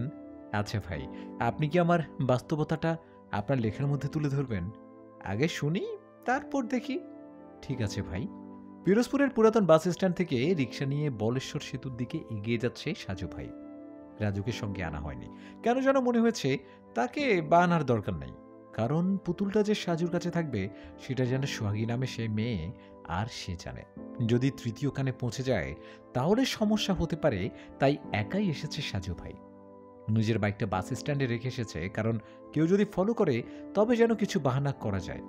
ব্রিজের ঠিক মাঝখানে কালো বোরকা পরে মুখ আটকে ছাতা মেলে দাঁড়িয়ে আছে সোহাগী। তাকে শনাক্ত করতে খুব বেশি অসুবিধা হয়নি সাজুর। সামনে দাঁড়িয়ে বলল, কেমন আছো তুমি? জি, আলহামদুলিল্লাহ। দুঃখিত, তোমাকে খানিকটা অপেক্ষা করতে হয়েছে। আসলে আসরের নামাজ জামাতে আদায় করে আসলাম বাস স্ট্যান্ডে। কোনো সমস্যা নেই। আমি বেশিক্ষণ দাঁড়িয়ে আর অপেক্ষা করতে চাই না। আপনাকে ওই পুতুলটা দিয়ে আমি চলে যাব। বাকি সব কথা মোবাইলে বলবো। পুতুল গ্রহণ করার আগে আমি তোমার কাছে কিছু প্রশ্ন করব। না হলে আমি পুতুল গ্রহণ করা থেকে বিরত থাকব, কারণ খুবই স্বাভাবিক। আচ্ছা বলেন, লিমনের বাবা পুতুলটা দেবার সময় তোমাকে কি বলেছিল? নিশ্চয়ই কিছু না বলে এমনি এমনি সে দিয়ে আসেনি। আমি এগুলো বিস্তারিত মোবাইলে বলবো। সে অনেক কথা সাজু ভাই, প্লিজ কিছু মনে করবেন না, দয়া করে। তোমাকে আমি কতটা বিশ্বাস করতে পারি? যদি তুমি আমার সঙ্গে কোনো গেম খেলতে চাও তবে কি পরিণাম হবে জানো? আপনি ভুল বুঝবেন না। আঙ্কেল এটা দেওয়ার সময় আমাকে বলেছিলেন, তুমি তো আমার লিমনকে খুব ভালোবাসো। যদি বেঁচে থাকি তাহলে তোমাকেই আমার ছেলের বউ করব। আর যদি মারা যাই তাহলে তোমরা যেভাবেই হোক তোমার মা বাবাকে রাজি করিয়ে বিয়ে করবে। তারপর ব্যাগ থেকে পুতুলটা বের করে বলেন যে এটা হচ্ছে স্বর্ণের পুতুল, তোমাদের দুজনের উজ্জ্বল এক ভবিষ্যৎ তৈরি হবে। আমি বললাম, কিন্তু আমাকে কেন দিচ্ছেন? তিনি বললেন, এটার পিছনে অনেক শত্রুদের নজর পড়েছে, সারাক্ষণ এটা নিয়ে বিপদে আছি, তাই তোমার কাছে রাখতে চাই। যদিও মাটির নিচে কিংবা কোথাও রাখতে পারি, কিন্তু যদি সঠিক সময় তা না থাকি তাহলে তো তোমরা এই সন্তান বের করতে পারবে না। তুমি যত্ন করে রেখো। সাজু ভাই বললেন, আঙ্কেল তাহলে নিজের সব বিপদ অনুভব করতে পেরেছিল, কিন্তু তার ভুল ছিল তিনি এটা অন্য কারো কাছ থেকে এনে নিজের স্বার্থপরের মতো ভোগ করতে চেয়েছিলেন। হ্যাঁ, আপনি এটা নিয়ে যান সাজু ভাই, না হলে আমি সবসময় আতঙ্কে থাকবো। তুমি যে এটা আমার কাছে দিচ্ছ সেটা পৃথিবীর কাউকে বলার দরকার নেই, এমনকি লিমনের কাছেও তুমি বলবে না, কারণ লিমন নিজে এখন অপরাধী হয়ে গেছে। আমি কাউকে বলবো না, তবে আপনার কাছে একটা অনুরোধ রইল, লিমনকে যেভাবেই হোক বাঁচিয়ে দেবেন। আমি ওকে চাই, চেষ্টা করব, কিন্তু সে গতকাল রাতে তার বন্ধু তৌহিদকে খুন করেছে। আমি আজকে সেখানে যেতাম, কিন্তু তোমার জন্য যাইনি। আগামীকাল সকালে খুলনায় সেই ম্যাচে যাব। ভালো থাকবেন সাজু ভাই, তুমিও। পুতুল নিয়ে আবারও রিক্সা করে পিরোজপুরের পুরাতন বাস স্ট্যান্ডে এসে নিজের বাইক নিয়ে সরাসরি চলে এলো সাজু ভাই। তাদের গ্রামের স্থানীয় বাজারে যখন এসেছে তখন বাজারের মসজিদে মাগরিবের নামাজ শুরু হয়ে গেছে। তাই তাড়াতাড়ি অজু করে নামাজ পড়তে গেল। নামাজ শেষ করে বাজার থেকে রাজুকে নিয়ে বাড়িতে ফিরল সাজু। রাজু তার দায়িত্ব পালন করে রেখেছে। সাজু ভাই মোবাইলের ডাটা চালু করে কিছুক্ষণ অনলাইনে হাঁটাহাঁটি করছে। হঠাৎ করে চোখ পড়ল বেশ কিছু মেসেজ রিকোয়েস্ট জমা হয়ে গেছে। গতকালও ছিল। লেখালেখির জন্য অনেকে মেসেজ করে। সাজু সময় নিয়ে তাদের সঙ্গে গল্প করতে পছন্দ করে। অনেকে অনেক কিছু জিজ্ঞেস করে। সাজুর রিলেশনশিপ স্ট্যাটাস ডিভোর্স দেখে অনেক প্রশ্ন করে। সাজু সেই জবাব দিতে মাঝে মাঝে খুব বিরক্ত লাগে। তবু সে যতটুকু সম্ভব রিপ্লাই করে। এক এক করে মেসেজ রিকোয়েস্ট চেক করেই হঠাৎ সাদিকুল ইসলাম তৌহিদ আইডি থেকে থমকে গেল। অনেক মেসেজ দিয়েছে, তাও ২৬ ঘন্টা আগে, তার মানে গতকাল সন্ধ্যাবেলা। সাজুভাই হঠাৎ করে লাইন কেটে গেল। আর আপনার নাম্বার বন্ধ, আপনার কাছে তাই মেসেজ করতে বাধ্য হলাম। আশা করি আপনার দৃষ্টিতে পড়বে। আমি ভুল করেছি সাজু ভাই। সেদিন রাতে লিমন মনিরুল ভাইয়ের বাসায় মাটি খুঁড়ে বের হয়নি, আমি মাটি খুঁড়ে বের হয়েছিলাম। তবে তার আগেই লিমনকে অজ্ঞান করেছিলাম। আর সবকিছুর ব্যবস্থা করেছিল বাহির থেকে অজ্ঞাত ৩টা মানুষ। আমি তাদের চিনি না, কিন্তু আমার ছাত্র জীবনে ৫ লাখ টাকার মালিক হবার লোভ সংবরণ করতে পারিনি, যার জন্য এখন জীবন নিয়ে ঝুঁকিতে আছি। তাই নিজের খানিকটা ভুলের কারণে লিমন বিপদে পড়েছে, আর আমি হলাম পাপী। মনির ভাইকে খুন করেছে বাইরের কিছু মানুষ, আর লিমন তখন অজ্ঞান ছিল। খুনের মধ্যে লিমনের এলাকার চেয়ারম্যান সাহেবের হাত আছে। আর বাকিটা শেষ করার আগেই সাজুর দাদি মোবাইল টান দিয়ে নিয়ে গেল। সাজু অসহায় হয়ে তাকিয়ে রইল। আর দাদি বলল, কতক্ষণ ধরে চা খেতে ডাকছি, সবসময় শুধু মাথা ব্যথা বলে চেঁচামেচি করো, আর মোবাইলের দিকে এত তাকিয়ে থাকো কেন? তাড়াতাড়ি চা শেষ করো, না হলে ঠান্ডা হয়ে যাবে যে। গুরুত্বপূর্ণ একটা খবর পড়ছি দাদি, আগে চা, তারপর গুরুত্বপূর্ণ সবকিছু। বাধ্য হয়ে সাজু ভাই সামনে রাখা প্লেট থেকে 2টো বিস্কিট তুলে নিল। রাজুর দিকে তাকিয়ে বলল, শুরু করো রাজু। এদিকে মাগরিবের একটু পরে নিজের বিছানায় শুয়েছিল লিমন। আর তখনই নিজামুদ্দিন রুমের মধ্যে প্রবেশ করল। লিমন আস্তে করে বিছানায় উঠে বসল। নিজামুদ্দিন বলল, আজকে রাতে তোমার এলাকার চেয়ারম্যানকে চিরনিদ্রায় শায়িত করতে হবে। তিনিও তোমার মা বাবার সঙ্গে জড়িত। তোমাকে চেয়ারম্যান বাড়ি পর্যন্ত পৌঁছে দেওয়া হবে। তারপর তুমি কিভাবে খুন করে ফিরবে সেটা তোমার দায়িত্ব। আর যদি উল্টা পাল্টা কিছু করো তাহলে কিন্তু তোমার জন্য জেলের দরজা খোলা। লিমন শুধু বলল, চেয়ারম্যানকেও খুন করতে হবে? হ্যাঁ, চেয়ারম্যানকে খুন করতে হবে, না হলে তো তোমার মা বাবার মৃত্যুর জন্য দায়ী অপরাধীদের শাস্তি সম্পূর্ণ হবে না। তুমি তো নিজের হাতে খুনের সঙ্গে জড়িত সবাইকে খুন করতে চাও, আর সেই ব্যবস্থা আমরা তোমাকে করে দিচ্ছি। কিন্তু এত কিছু করে আপনাদের লাভ কি? আমি আপনাদের কেউ না, কিন্তু তবুও আপনারা আমার সহযোগিতা করছেন কেন? পৃথিবীতে স্বার্থ ছাড়া কেউ কিছু করে না। বাচ্চা যদি কান্না না করে তবে কিন্তু মা কখনো দুধ পান করায় না। হ্যাঁ, আমাদের কিছু স্বার্থ আছে। কিসের স্বার্থ? আমি কি জানতে পারি? তোমার বাবার কাছে একটা স্বর্ণের পুতুল ছিল, সেটা এখন কোথায় আছে সেই তথ্য তোমাকে খুঁজে বের করতে হবে। তবে সেটা এখন নয়, তুমি আগে তোমার মা বাবার মৃত্যুর জন্য দায়ী সকল অপরাধী খুন করবা, তারপর একের পর এক হত্যা করাচ্ছেন আপনারা। তবে আমি নিশ্চিত এদের সঙ্গে আপনাদের ব্যক্তিগত কিছু ঝামেলা হয়েছে। তুমি কিন্তু বেশি কথা বলো, ভুলে যেও না, যদি তোমাকে পুলিশে ধরিয়ে দেই তাহলে কিন্তু তোমার ফাঁসি হবে। তাই বেশি কৌতূহল না করে চুপচাপ যা বলা হয়েছে তাই করো। আমাদের কাজ শেষ হলে আমরা তোমাকে দেশ ছাড়তে সাহায্য করব। বিশ্বাস হয় না? কেন? আমি পুরোপুরি নিশ্চিত যে আপনারা সব কাজ শেষ হলে আমাকেও শেষ করবেন। আপনি বা আপনার বস খুব ভালো খেলোয়াড়। নিজেদের স্বার্থের জন্য যখন যাকে দরকার তাকে ব্যবহার করেন, কিন্তু পরে ঠিকই তাদের সরিয়ে দেন এই পৃথিবী থেকে অনেক অনেক দূরে। কি বলতে চাও তুমি? কিছু না, তৌহিদকে খুন করে আমার অনেক খারাপ লেগেছে। ও ছিল আমার সবচেয়ে ভালো একটা বন্ধু, কিন্তু কিন্তু সে তোমার সঙ্গে বেইমানি করেছে। কিন্তু তার কোনো প্রমাণ নেই। আপনার কথার উপর ভিত্তি করে তাকে হত্যা করেছি। এখন চেয়ারম্যানকেও ঠিক সেভাবেই হত্যা করা হবে, এবং তার আগে তার মুখ দিয়ে পুতুলের বিষয়ে কিছু জানে নাকি সেটা জিজ্ঞেস করবে। আচ্ছা, ঠিক আছে, আমি জানি আমার খুবই করুণ পরিণতি হবে সামনে। যদি আপনাদের কথা মেনে চলি তাহলে দিন দিন খুনের পরিমাণ বৃদ্ধি পাবে, আর যদি কথা না শুনি তাহলে তো আমি হব আইনের চোখে অপরাধী। তাই যতদিন বাঁচি ততদিনও খুনিদের শেষ করতে চাই। তারপর যা হবার হোক। তৈরি থেকো, নিজামুদ্দিন রুম থেকে বের হয়ে গেল। এতক্ষণ দরজার আড়ালে দাঁড়িয়ে সবকিছু শুনছিল সেই নাসরিন। লিমনের কথাগুলো শুনে তার চোখ দিয়ে পানি বেয়ে পড়ছে। নিজাম চলে যাবার পরে সে রুমের মধ্যে ঢুকে লিমনের দিকে তাকিয়ে রইল কিছুক্ষণ। লিমন বলল, কিছু বলবে? অনেক কিছু বলতে চাই। আমি বললে কি তুমি আমার কথা শুনবে? বলে তো দেখতে পারো, তাই না? তুমি ওদের কথা মতো খুন না করে নিজে এখান থেকে পালিয়ে যাও, প্লিজ প্লিজ। কেন? তুমি খুব ভালো একটা ছেলে, পড়াশোনা করে অনেক ভালো ভবিষ্যৎ তোমার সামনে, কিন্তু এই ভাগ্যের উত্থান পতনের জন্য আজ তুমি কতটা খারাপ হয়ে গেলে। তাই তোমার কাছে অনুরোধ রইল, তুমি যখন বের হবে তখন যশোর থেকে বর্ডার পার হয়ে ইন্ডিয়া চলে যাও, চলে যাও। কিন্তু তাহলে তো আমার মা বাবার মৃত্যুর জন্য দায়ী লোকদের চিনতে পারবো না। সবাই তখন দিব্যি সুন্দর জীবনযাপন করবে, কিন্তু যেখানে আমার মা বাবা মারা গেছে সেখানে আমাকেই পালিয়ে যেতে হবে। নিজের জীবন বিপদে না ফেলে সেটাই করতে হবে লিমন। জানি না, তোমার দিকে তাকালে কেন যেন খুব কষ্ট লাগে। আচ্ছা চলো না, তুমি আর আমি পরিকল্পনা করে পালিয়ে যাই। দেশ ছেড়ে ভারতে গিয়ে কোনো একটা প্রদেশে জীবন পার করে দেব। সেটা সম্ভব না। কেন? আমি একজনকে ভালোবাসি। ও আচ্ছা, কে সে? আমাদের গ্রামের মেয়ে, নাম সোহাগী। আমার জন্য সে সারা জীবন অপেক্ষা করবে। যদি মারা যাই সেটা ভিন্ন কথা। একটা কথা বলবো, কিছু মনে করবে না তো? বলো। তুমি এখন তোমার এলাকার মানুষের চোখে একটা খারাপ ছেলে, তাই সবকিছু জেনে এখনো কি সেই মেয়ের মা বাবা তোমার সঙ্গে তাদের মেয়ের বিয়ে দিবে? সেটা তাদের ইচ্ছে, কিন্তু আমি তাকে ছাড়া কিছু ভাবিনি কখনো। তাছাড়া তোমার সঙ্গে আমার কোনো তেমন পরিচয় নেই। ঠিক আছে।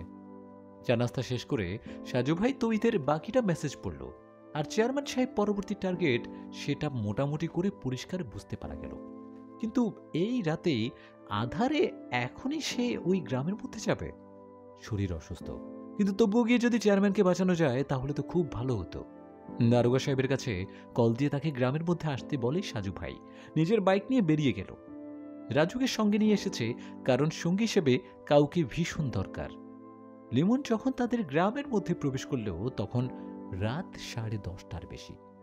যে গ্রামের মধ্যে সে ছোটবেলা থেকে বড় হয়েছে সেই গ্রামের মোটামুটি সব কিছু তার মুখস্থ। চেয়ারম্যান বাড়ির সামনে গিয়ে আকাশ থেকে পড়ার মতো ধাক্কা লাগলো লিমনের চোখে। বাড়ির সামনে পুলিশের গাড়ি, নিশ্চয়ই কিছু একটা হচ্ছে এই বাড়ির মধ্যে, না হলে পুলিশ কেন আসবে? বাড়ির পিছনে বড় বাগানের মধ্যে দিয়ে প্রবেশ করে আস্তে আস্তে দেয়াল ঘেঁষে দাঁড়ালো। ভিতরে কিছু আলোচনা হচ্ছে যেটা বোঝা যাচ্ছে না। সাজু ভাই কি এখানে আছে নাকি? যেহেতু লিমন কোনো পেশাদার খুনি নয়, তাই এখন এই পরিস্থিতিতে কিভাবে খুন করবে সেটাই বুঝতে পারছে না। মোবাইল বের করে নিজামুদ্দিনের কাছে কল দিয়ে বিস্তারিত জানালো। নিজামুদ্দিন বলল, তাহলে আর তোমাকে রিস্ক নিতে হবে না, সময় বহুত পাবে, তুমি বরং ফিরে আসো। আরও কিছুক্ষণ দাঁড়িয়ে থেকে লিমন সামান্য চিন্তা করে সোহাগীর কথা মনে পড়ল। তারা মা বাবা মারা যাবার দিন সোহাগী এসেছিল, তাকে বারবার সে সান্ত্বনা দিয়েছিল, কিন্তু শোকাহত সেই সময় কথা বলা হয়নি। তাই তারপর তো পরদিনই তার অপহরণ। আজকে সোহাগীর সঙ্গে দেখা করতে ইচ্ছে করছে, তাই চেয়ারম্যান বাড়ি থেকে বের হয়ে মাঠে নামলো লিমন। অন্ধকারে হাঁটতে লাগলো সে। মা বাবার কবর দেখতে ইচ্ছে করছে। এখান থেকে সোহাগীদের বাড়িতে গেলে নিজেদের বাড়ির সামনে দিয়ে যেতে হবে, তাই আগে মা বাবার কবরের দিকে যাবার পরিকল্পনা করল লিমন। আজকে তার সঙ্গে ছিল পিস্তল, কারণ নিজামুদ্দিন বলেছিল যে চেয়ারম্যানকে কাছাকাছি গিয়ে হয়তো মারা যাবে না, তাই দূর থেকে গুলি করবে। মা বাবার কবরের কাছে গিয়ে কিছুক্ষণ কান্না করে সোহাগীদের বাড়িতে গেল লিমন। সোহাগী যেই রুমে থাকে সেই রুমে একটা জানালা আছে, আর লিমন যখন শহর থেকে গ্রামের বাড়িতে আসতো তখন রাতের বেলা সেই জানালার পাশে দাঁড়িয়ে অনেক রাত পর্যন্ত তারা কথা বলতো। লিমন সেই জানালার কাছে গিয়ে দেখে জানালা বন্ধ করা। রাত 12টার বেশি বেজে গেছে, তাই ঘুমিয়ে গেছে হয়তো। জানালা ধরে সামান্য ধাক্কা দিল। 3টা ধাক্কা দেবার পরে সোহাগীর নাম ধরে আস্তে আস্তে ডাকতে লাগলো। মাত্র 2টো ডাক দিতেই ধুম করে জানালা খুলে গেল। আর তখনই জানালার সামনে দাঁড়িয়ে সোহাগী বলল, লিমন তুমি? কেমন আছো সোহাগী? আমার আর থাকা না থাকা কিছু নেই, তোমার জন্য চিন্তা করতে করতে আমার রাত দিন সমান হয়ে গেছে লিমন। তুমি কেমন আছো? আমি ভালো আছি। তুমি কি ঘুমাওনি? ডাক দিতেই জানালা খুলে দিলে। জেগেছিলাম, জানালা ধাক্কার শব্দ শুনেছি, কিন্তু ভাবিনি তুমি আসবে।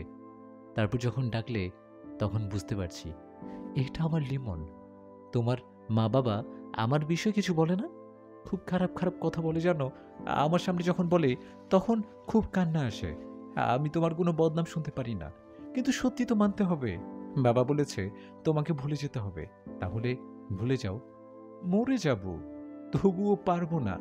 তুমি আমাকে নিয়ে পালিয়ে যেতে পারবে? সব কিছু, বাড়ি ঘর ছেড়ে যদি পালিয়ে যাই, তাহলে খাবো কি শহরে? শহরের মধ্যে দুমুঠো ভাতের কত মূল্য তা জানো? আমরা ওই স্বর্ণের পুতুল বিক্রি করব, তাহলে তো আমাদের মেলা মেলা টাকা হবে। কি বললা? তুমি সেই পুতুলের কথা জানো? হ্যাঁ, জানি। পুতুলটা আমার কাছে ছিল, কিন্তু তোমার কোনো খোঁজ নেই। এদিকে ওটা নিয়ে খুব দুশ্চিন্তা হচ্ছিল, তাই আমি সাজু ভাইয়ের কাছে কল দিয়ে দেখা করলাম। তারপর তাকে সবকিছু বলে তার হাতে পুতুলটা দিয়ে দিয়েছি। এখন সেই পুতুল কার কাছে? সাজু ভাইয়ের কাছে আছে। হ্যাঁ, আমার ওই পুতুল যেভাবেই হোক ছিনিয়ে নিতে হবে। সোহাগী, কোথায় যাচ্ছ? সাজু ভাইয়ের এলাকায়। আজকে রাতের মধ্যে আমি সাজু ভাইয়ের সঙ্গে দেখা করে পুতুল নিয়ে নেব। মাথা ঠান্ডা করো প্লিজ। আচ্ছা, আমি যেহেতু তার কাছ দিয়েছি, সেহেতু আমি তাকে বলে যদি চাই তাহলে তো দিয়ে দিবে। পাগল নাকি তুমি? সাজু ভাই গোয়েন্দা মানুষ, তাই তিনি অজস্র প্রশ্ন করবে তোমাকে। কিন্তু তুমি ওটা দিয়ে কি করবে? আমার তো মনে হচ্ছে না যে তুমি আমাদের ভবিষ্যতের জন্য সেটা হাত করতে চাচ্ছ। সোহাগী, শোনো, ওই পুতুলের জন্য অনেক কিছু ঘটছে। একজন করে খুন করে আরেকজনকে দিয়ে সেই খুনিকে খুন করানো হচ্ছে। মানে কাঁটা দিয়ে আবার কাঁটা নির্মূল করা হচ্ছে। আমিও এখন একটা কাঁটা। আমাকেও যে কোনো সময় তারা কাঁটা দিয়ে তুলে ফেলবে। তাই তার আগেই আমি সেই আসল পরিকল্পনাকারীর কাছে পৌঁছাতে চাই। আর তার জন্য দরকার সেই পুতুল। পুতুলটা হলে আমি আসল প্ল্যানকারীর নিকট যেতে পারবো। সোহাগী, জানালা ধরে হতাশ হয়ে দাঁড়িয়ে আছে সোহাগী। আর অন্ধকারে বাগান ছেড়ে বের হয়ে হাঁটতে লাগলো লিমন। সোহাগী ভাবছে, কেন চিরমনের সঙ্গে পুতুলের কথা বলতে গেল? এখন যদি সেই কারণে সাজু ভাইয়ের কোনো ক্ষতি করে, মোবাইলের বের করে কল দিলেও কিন্তু রিসিভ হচ্ছে না। চেয়ারম্যান বাড়ি থেকে বাড়িতে ফিরে ঘুমোতে ঘুমোতে রাত 2টো বেজে গেছে। তাড়াতাড়ি করে বিছানায় শুয়ে মোবাইল সাইলেন্ট করে ঘুমিয়ে গিয়েছিল সাজু ভাই। কিন্তু ফজরের খানিকটা আগে কারো মৃদু ডাকে ঘুম ভেঙে গেল। রুমটা অন্ধকার, তবে তার বিছানার সামনে অন্ধকারে কেউ যে দাঁড়িয়ে আছে সেটা বোঝা যাচ্ছে। বিছানা থেকে উঠতে গিয়ে উঠতে পারল না, কারণ তার হাত পা খাটের সঙ্গে বাঁধা। কে ওখানে? সাজু ভাই, আমি লিমন। কেমন আছেন? লিমন, তুমি এখানে কিভাবে আসলে? আর তুমি আমার হাত পা বেঁধে রাখছো কেন? সবকিছু বলবো, আগে বলেন সেই পুতুলটা কোথায়? কিসের পুতুল? স্বর্ণের পুতুল। সোহাগী যেটা আপনাকে দিয়েছে, আমি সেই পুতুলের কথা বলছি। সোহাগী আমাকে কোনো পুতুল দেয় নাই। কেন শুধু শুধু মিথ্যে কথা বলছেন? হুম ভাই, আমি কিন্তু এখন খুব খারাপ। আমার সঙ্গে একটা খুব ছোট্ট একটা পিস্তল আছে। রাত 10টার দিকে চেয়ারম্যানকে খুন করতে গিয়েছিলাম, কিন্তু সেখানে নিশ্চয়ই আপনি গিয়েছিলেন, তাই না? আপনার জন্য আমি আমার মা বাবার মৃত্যুর জন্য দায়ী একটা অপরাধীকে মারতে পারিনি। তাহলে তুমি সত্যি সত্যি গিয়েছিলে? হ্যাঁ, গিয়েছিলাম। এবার আপনি তাড়াতাড়ি পুতুলের সন্ধান বলেন, না হলে কিন্তু আমার পিস্তলের গুলি খরচ করার পরিকল্পনা করতে হবে। জানেন তো, আমি এখন পাক্কা হারামজাদা। সাজু ভাই বলল, তুমি কিন্তু ভুল করছো লিমন, কারণ এভাবে কেউ ভালো পথে থাকতে পারে না। আমি জানি আপনার অনেক জ্ঞান, আপনি যে আমাকে অনেক কিছু বলবেন সেটাও জানি, আর আমি মনে প্রাণে বিশ্বাস করি আপনার কথাগুলো সম্পূর্ণ সঠিক। কিন্তু ওই যে সাক্ষী মানি, কিন্তু তাল গাছটা আমার। আমার সিদ্ধান্ত আমি নিজে গ্রহণ করব। তুমি আমার কথা মতো চললে আমি নিজে কিন্তু তোমাকে সহযোগিতা করব। ভুলে যেও না যেন যে তোমার উপকার করতে আমি এসেছি। আপনি বড্ড কথা ঘোরাচ্ছেন সাজু ভাই। সময় থাকতে তাড়াতাড়ি বলেন পুতুল কোথায়, কারণ একটু পরে আকাশ পরিষ্কার হবে, তখন কিন্তু আমি ফিরতে পারবো না। আমি কিছুতেই তোমাকে সেই পুতুলের সন্তান দেব না লিমন। ঠিক আছে, আমি খুঁজে বের করব। লিমন তখন চারিদিকে খুঁজতে লাগলো। রুমের মধ্যে সবকিছু ওলট পালট করে তন্ন তন্ন করে সে পুতুল খুঁজতে মরিয়া হয়ে গেল। প্রায় 20 মিনিট খোঁজার পরে হঠাৎ করে রুমের মধ্যে বাথরুমের ফল ছাদে চোখ গেল। সাজু ভাইয়ের রুমের সঙ্গে অ্যাডজাস্ট বাথরুম আছে, আর তারই ছাদে উঠে গেল লিমন। তারপর একটু পরে সেখান থেকেই কালো কাপড়ে মোড়ানো পুতুলটা নিয়ে বেরিয়ে এলো লিমন। সাজু ভাই বলল, খবরদার, ওটা তুমি সঙ্গে করে নেবে না, তাহলে কিন্তু আমার চেয়ে বেশি খারাপ আর কেউ হবে না। আচ্ছা ঠিক আছে সাজু ভাই, আপনি যা ইচ্ছে তাই করতে পারেন। একটা কথা বলবো লিমন? বলেন ভাই। পুতুলটা রেখে যাও। আসি ভাই, বেয়াদবি ক্ষমা করবেন, আর আমার অপরাধ নেবেন না। সাজু ভাইকে সেভাবেই বেঁধে রেখেই রুম থেকে বের হয়ে গেল লিমন। ড্রয়িং রুমে সাজুর দাদা এখনো বসে আছে। লিমন তাকে দেখে বলল, ধন্যবাদ দাদু। ভূত দাগার মতো চমকে গেল লিমন। তারপর বলল, কে আপনি? আর ঘরের মধ্যে কিভাবে প্রবেশ করলেন আপনি? আপনি একটু আগে বাইরে গেলেন, তখনই আমি ঢুকেছি, আর সেজন্য আপনাকে অনেক ধন্যবাদ। আপনি বরং তাড়াতাড়ি গিয়ে সাজু ভাইয়ের বাঁধন খুলে দেন। তাকে বেঁধে রেখেছি, কিন্তু সত্যি বলছি, কোনো ক্ষতি করিনি। হাতে পিস্তল ঘোরাতে ঘোরাতে দরজা খুলে বের হয়ে গেল লিমন। আর সোফা চেয়ার থেকে লাফ দিয়ে উঠেই সাজু রুমে গেল দাদা। রুমের মধ্যে গিয়ে তাড়াতাড়ি কান্না জড়িত কণ্ঠে বাঁধন খুলতে লাগলো। হাতের বাঁধন থেকে মুক্তি পেয়ে সাজু ভাই বাড়ির সামনে গিয়ে চুপচাপ দাঁড়িয়ে রইল। ছোট্ট একটা মুচকি হাসি দিয়ে আস্তে আস্তে রুমে প্রবেশ করলো। সাজুর মুখে হাসি দেখে অবাক হয়ে তাকিয়ে রইল তার দাদা। ফজরের নামাজ পড়ে সাজু ভাই মোবাইল বের করে দারোগার কাছে কল দিল। দারোগা সাহেব নিজেও তখন ফজরের নামাজ পড়ে মাত্র চায়ের জন্য বসে অপেক্ষা করছিল। আসসালামু আলাইকুম সাজু সাহেব। জি ওয়ালাইকুম আসসালাম। কেমন আছেন দারোগা সাহেব? গতকাল রাতে বাসায় ফিরতে তো রাত পেরিয়ে গেল, চোখে এখনো ঘুম টলমল করে। কিন্তু ভাই, আপনি তো বলেছিলেন যে লিমন নাকি আসার সম্ভাবনা আছে, কিন্তু কই? লিমন এসেছিল দারোগা সাহেব। বলেন কি? কখন?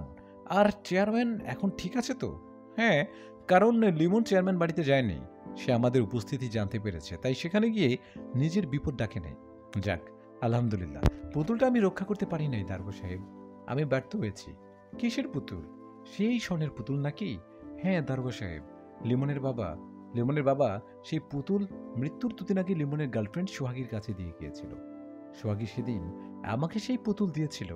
আমি কাউকে কিছু বলিনি, কারণ আমি অনুসন্ধান করছিলাম। তারপর আজকে ফজরের কিছুক্ষণ পূর্বে আমার দাদা বাহিরে বের হয়েছিল। তখন দরজা খোলা দেখে লিমন প্রবেশ করেছে। আপনার দাদা তখন কেন বের হয়েছে? আর আপনি ঠিক আছেন তো? আমি ঠিক আছি। দাদার একটা গাভী আছে। গতকাল বিকেল থেকে ওটা নাকি কেমন কেমন করছিল। শেষ রাতের দিকে গাভীর 3 থেকে 4টা ডাক কানে যেতেই দাদা বের হয়ে গেল। পুতুলটা দিয়ে সে কি করবে সেটাও বুঝতে পারেন না। আচ্ছা বাদ দেন, আর আপনাকে তৈরি থাকতে হবে। আমি যখনই ডাক দেব তখন আপনার বাহিনী নিয়ে আমার সঙ্গে যেতে হবে। আমরা মোটামুটি আসল খুনির নিকট ঘেঁষে দাঁড়াবার অপেক্ষায় আছি। সত্যি বলছেন আপনি? সত্যি সত্যি সত্যি। কথাটা শুনে অনেক ভালো লাগছে। রাখলাম তাহলে। বেলা 10টার দিকে লিমন সোহাগীর কাছে কল দিয়ে বলল, আমি যদি তোমাকে নিয়ে পালিয়ে যাই তাহলে কি আমার সঙ্গে যাবে? 100 বার যাব। সত্যি আমাকে নেবে? হ্যাঁ সোহাগী, আমি সাজু ভাইয়ের কাছ থেকে সেই পুতুল নিয়ে এসেছি। তুমি সবসময় শুধু তৈরি থাকবে। যে কোনো সময় আমরা দুজন মিলে এই শহর গ্রাম ছেড়ে বহু দূর চলে যাব। তুমি এখন কোথায়? যেখানে ছিলাম, যাদের কথায় তৌহিদকে খুন করেছি, সেই তাদের কাছে আছি। ওরা তোমাকে কিছু করবে না তো? জানি না, তবে করতে পারে। কারণ সেই পুতুল যেহেতু আমার কাছে, তাই বিপদ আমার পাশেই ঘোরাঘুরি করবে। কেন? ওদের কাছে ফিরে গেলে কেন? কিছু অসমাপ্ত কাজ এখনো বাকি আছে, তাই সেগুলো শেষ করতে হবে। কবে শেষ হবে? আমি পুতুল নিয়ে এসেছি সেটা শুনে নিশ্চয়ই আসল কুটিবার সামনে আসতে পারে। তখন নিজের জীবনের পরোয়া না করে ওকে তো আমি বিনাশ করবই করব। সাবধানে থেকো। আমার খুব ভয় করছে। রুমের মধ্যে বিছানায় শুয়ে আছে লিমন। গতকাল রাতে ঘুমোতে পারেনি, তাই চোখ ভর্তি ঘুম ঘনিয়ে আসছে। চোখের উপর হাত দিয়ে বিছানায় শুয়েছিল। এমন সময় রুমের মধ্যে নিজামুদ্দিনও আরও 4জন প্রবেশ করলো। নিজাম বলল, তুমি নাকি পুতুল নিয়ে আসছো লিমন? সেই পুতুল কোথায়? আপনি জানলেন কিভাবে? তোমার কি ধারণা যে আমরা কোনো খবর রাখি না, তাই না? তা ঠিক আছে, কিন্তু কোনো কিন্তু নেই। বলো পুতুল কোথায়? লিমনের কাছে বারবার জিজ্ঞেস করার পরও যখন পুতুলের হদিস পাওয়া গেল না, তখন নিজামুদ্দিনের আদেশে লিমনকে বাঁধা হলো। এতটা দ্রুত হয়ে গেল যে লিমন তার সঙ্গে থাকা পিস্তল ব্যবহার করা বা বের করারই সুযোগ পেল না। বেলকনিতে দাঁড়িয়ে গভীর মনোযোগ দিয়ে বাহিরে বকুল গাছটার দিকে তাকিয়ে আছে সাজু ভাই। বকুল গাছের ডালে একটা রঙিন পাখি। পাখির নামটা মনে আসছে না। রহস্যের গন্ধ ক্রমশ তার নাকের সামনে উপস্থিত, কিন্তু সবটা সাজিয়ে যে কিভাবে প্রকাশ করা যায় সেটাই ভাবছেন। পিছন থেকে সাজুর দাদা এসে বলল, দাদু, একটা কথা জিজ্ঞেস করব? হ্যাঁ দাদা, করো। ভোরবেলা ওই ছেলেটার পিছনে বাইক নিয়ে না গিয়ে মুচকি হাসি দিয়ে বসে রইলে কেন? দাদা যান, ওই ছেলে একটা স্বর্ণের পুতুল নিতে এসেছিল আমার কাছে। কি? হ্যাঁ, সেদিন লিমনের নানা যেই পুতুলের কথা বলেছিল সেটা আমার কাছে ছিল। আজকে সেই পুতুল নিয়ে গেল ঠিকই, কিন্তু আসল পুতুল নয়। মানে? আমি আগেই ধারণা করেছিলাম যেহেতু লিমনের গার্লফ্রেন্ডের হাত থেকে পুতুল আমার কাছে এসেছে, সেহেতু একথা অবশ্যই জানাজানি হবে। তাই একটা নকল পুতুল আমি সংগ্রহ করে নিজের কাছে রেখেছি, আর আসল পুতুল তোমাদের ঘরে দাদির পুরাতন পুটলির মধ্যে। আচ্ছা, বুঝতে পারছি, কিন্তু নকল পুতুল দেখে কি ওরা বুঝতে পারবে না? মানে দেখতে কি একই রকম নাকি? না দাদা, পুতুল দুটোই আলাদা, আর লিমন বা সেই মূল পরিকল্পনাকারী কিন্তু সেই পুতুল আগে দেখে নাই। আর লিমনের পিছনে পিছনে বাইক নিয়ে তাড়া করিনি, কারণ ওই নকল পুতুল যেখানে থাকবে সেই স্থানের লোকেশন আমি দেখতে পারবো। কিভাবে? পরে বলবো দাদাজান, এখন একটু ভাবতে হবে, তাই পরে কথা বলবো। লিমন বিছানায় হাত পা বাঁধা অবস্থায় পড়ে আছে আর মনে মনে হাসছে। কয়েক ঘন্টা আগেই সে সাজু ভাইকে এভাবেই বেঁধে রেখেছিল, আর এখন সে নিজেই পন্থী। নিজামুদ্দিন বারবার তাকে পুতুলের কথা জিজ্ঞেস করছে, আর লিমন শুধু বারবার মাথা নেড়ে না বলছে। হঠাৎ করে দরজা খুলে কালো টি শার্ট পরে একটা ছেলে প্রবেশ করল। মুহূর্তের মধ্যে হাতের পিস্তল নিজামুদ্দিনের দিকে তাক করে পর পর 3টা গুলি করল। নিজামুদ্দিন আস্তে আস্তে নিস্তেজ হয়ে ঢলে পড়লেন। কালো টি শার্ট পরা লোকটা বিড়বিড় করে তখন বলল, ক্ষমা করবেন নিজাম ভাই, বসের সঙ্গে আপনি বেইমানি করতে চেয়েছিলেন, তাই বসের নির্দেশে আপনাকে মারতেই বাধ্য হলাম। নিজামের লাশের দিকে এক দৃষ্টিতে তাকিয়ে রইল লিমন, তারপর স্বাভাবিকভাবে মাথা উঁচু করে ডান পাশে দেয়ালের দিকে তাকিয়ে রইল। দুজন ব্যক্তি এসে নিজামের লাশ নিয়ে গেল, আর সেই খুনিটা তখন লিমনকে বলল, তোমার সঙ্গে দেখা করার জন্য আমাদের বস এখানে আসছেন, তুমি তার সঙ্গে কথা বলতে প্রস্তুত থেকো। আচমকা শক্ত হয়ে লোকটার দিকে অবাক হয়ে তাকালো লিমন। তার চোখে মুখে স্পষ্ট আশ্চর্য হবার ছাপ। লিমন বলল, সত্যি সত্যি কি তিনি আসবেন, নাকি তার পরিবর্তে অন্য কাউকে পাঠাবে? বস নিজে আসবে, কিন্তু তার আগে তোমার চোখ কালো কাপড় দিয়ে বাঁধা হবে। চোখ বাঁধা হবে কেন? কারণ তিনি তোমার পরিচিত। আরও কিছুটা বিচলিত হয়ে লোকটার মুখের দিকে তাকিয়ে রইল। যদি পরিচিত কেউ হয়, তবে আজকে কেন সামনে আসবে? তাহলে কি তিনিও পুতুলের লোভে? পুতুল তার কাছে জেনে নিতে তিনি সামনে আসতে চাচ্ছেন, কিন্তু কিভাবে জানলো যে পুতুল লিমনের কাছে? লিমন তো শুধু সোহাগীর কাছে সকালবেলা বলেছিল। তাহলে কি আরও ঘণ্টাখানেক পরে লিমনের চোখ সত্যি সত্যি বেঁধে দিল? কিছুক্ষণ পর রুমের মধ্যে নতুন কারো আগমন অনুভব করল। নতুন কেউ প্রবেশ করেছে সেটা বুঝতে পারছে, কারণ আলাদা একটা ঘ্রাণ আসছে নাকের ডগায়। লিমন নিজেই বলল, আপনি তাহলে আমার সামনে এসেই গেলেন? তা বলেন, আমি আপনার জন্য কি করতে পারি? গম্ভীর কণ্ঠে জবাব এলো, এতদিনে তোমরাও, তোমার এবং সবার, বিশেষ করে তোমার নিশ্চয়ই ধারণা হয়ে গেছে যে এত কিছুর পিছনে কোন জিনিস দায়ী হতে পারে। কণ্ঠ বেশ পরিচিত, ঠিক মনে আসছে না। লিমন কিছু বলার চেয়ে চুপ করে কণ্ঠ শুনে চিনতে চেষ্টা করছে।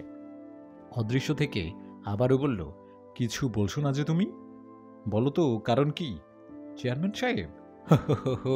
বাহ, চোখ বন্ধ, তবুও তো বেশ চিনে গেছো আমাকে। বুদ্ধি আছে, সুপার। তাহলে কি আপনি সেই অদৃশ্য বস? রাজনীতি করতে গিয়ে অনেক কিছু শিখতে হয় লিমন। তোমার বাবাকে অনেক অনুরোধ করেছি পুতুলের জন্য, কিন্তু সে কথা শুনেনি। আচ্ছা বাদ দাও তো, এবার বলো সেই পুতুল কোথায়? না হলে তোমার মা বাবার মতো তুমিও মেরে ফেলবেন, তাহলে পুতুল পাবেন। তোমার মা বাবার মৃত্যুর পরে কিন্তু পুতুলের সন্ধান ঠিকই বের হয়ে গেছে। তুমি মরলেও ওটা ঠিকই বের হবে।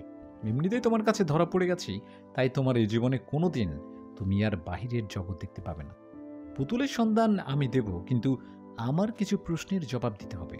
আমি জানি আমাকেও আপনি খুন করাবেন, কারণ এত কিছুর পরেও যে আমাকে বাঁচিয়ে রেখে কোনো রিস্ক নেবেন না, সেটা ভালো করে জানি। বেশ, বলো তোমার কথা। তোমার মা বাবাকে খুন করেছে কে কে? নিজাম ছিল, আরও 3-4 জন ছিল, তবে তোমার চাচাতো ভাই মনিরুলও ছিল। মনির ভাই? হ্যাঁ, নিজাম। ওরা গেলে তো তোমার বাবা দরজা খুলবে না, তাই মনিরুলের সাহায্য নিতে হয়েছে।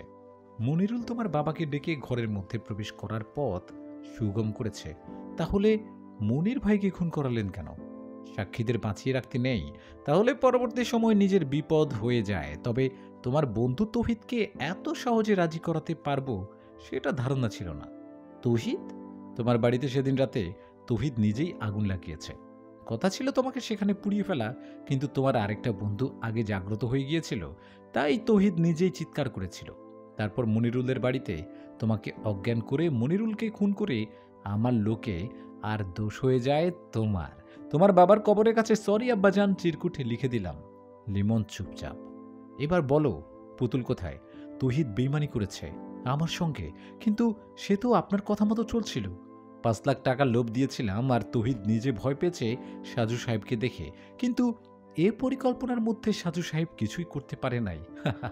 সাজু ভাই খুবই অসুস্থ, না হলে ঠিকই এতদিনে সবকিছু বের করতে পারতেন। গতকাল রাতে তার কাছ থেকে পুতুল আনতে গিয়ে বুঝতে পারছি কথা বেশি হয়ে যাচ্ছে। বলো, পুতুল কোথায়? শেষ প্রশ্ন। নিজামকে সরালেন কেন? তুমি গতকাল রাতে আমাকে খুন করার জন্য কেন গিয়েছিলে? নিজামুদ্দিন বলেছিল তাই? তাহলে এবার ভাবো, আমার লোক হয়ে নিজাম আমাকে খুন করার জন্য তোমাকে পাঠায়। তার পরিকল্পনা ছিল তোমাকে দিয়ে আমাকে হত্যা করতে চাইবে, তারপর সে পুতুলটা ভোগ দখল করবে। কিন্তু আমার সঙ্গে চালাকি। আপনি গতকাল রাতে সাজু ভাইয়ের জন্যই বেঁচে গেছেন, না হলে ঠিকই এখন লাশ হয়ে মরার খাটে থাকতেন। সামনে এমপি নির্বাচন করার ইচ্ছে করেছে, তাই প্রচুর টাকার দরকার। এই সন্ত্রাসী গ্রুপের জন্য আমার মাসে মাসে অনেক খরচ। পুতুলটা বিক্রি করে আমি আমার স্বপ্নের দিকে এগিয়ে যাব। সে পথে কারো বাধা মানব না। সকালবেলা দারোগা যখন কল দিয়ে বলল যে তুমি নাকি পুতুল নিয়ে এসেছো সাজুর কাছ থেকে, তখন তো আমার আনন্দের সীমা নেই। ভুল পথে চললে কোনোদিন গন্তব্যে পৌঁছানো যায় না চেয়ারম্যান সাহেব। সঠিক পথে কষ্ট হলেও চলা উচিত, কারণ সেখানে সফলতা আছে। কিন্তু ভুল পথে যতটা সামনে যাবেন, ততটাই কিন্তু ভুলের গভীরে তলিয়ে যাবেন। জ্ঞান হজম করার কোনো সময় নেই। তাড়াতাড়ি পুতুলের ঠিকানা। সম্পূর্ণ কথা শেষ হবার আগেই রুমের মধ্যে হুট করে কয়েকটা গুলির শব্দ হলো। রুমের মধ্যে হঠাৎ কেমন হট্টগোল হতে লাগলো। হাত পা বাঁধা লিমন কিছুই বুঝতে পারল না। রুমের মধ্যে যারা ছিল তাদের গোঙ্গানির আওয়াজ শোনা যাচ্ছে, কিন্তু মারলো কে? বেশিক্ষণ ভাবতে হলো না তার। ততক্ষণে নাসরিন তার চোখের কাপড় খুলে দিল। এরপর এক এক করে হাত পায়ের বাঁধন খুলে বলল, তাড়াতাড়ি পালাতে হবে, না হলে কিন্তু আবার কেউ আসতে পারে। রুমের মধ্যে 3টা লাশ পড়ে আছে। চেয়ারম্যান সাহেবের দিকে তাকিয়ে লিমন খানিকটা ভাবনার মধ্যে হারিয়ে গেল। নাসরিনের দিকে তাকিয়ে সে কৃতজ্ঞতা স্বীকার করল। মা বাবার মৃত্যুর জন্য দায়ী সবাই শেষ। মাঝখানে খুশির খবরটা জানাই, আমার বোনের মেয়ে বাবু হয়েছে। বাচ্চা একটু অসুস্থ, তাই সবাই দোয়া করবেন মা ও সন্তান দুজনেই যে ভালো থাকে। বাগেরহাট বাস স্ট্যান্ডে বাসের মধ্যে পাশাপাশি বসে আছে নাসরিন ও লিমন। লিমনের মুখে মাস্ক আর নাসরিন বোরকা পরিহিত। দুজনেই একসাথে খুলনার দিকে যাচ্ছে। প্রচুর পিপাসা অনুভূত হচ্ছে লিমনের। নাসরিন তার ব্যাগ থেকে পানির বোতল বের করে এগিয়ে দিয়ে বলল, বাসে ফ্রিজে লেবুর শরবত বানানো ছিল, তাই নিয়ে আসলাম সঙ্গে করে।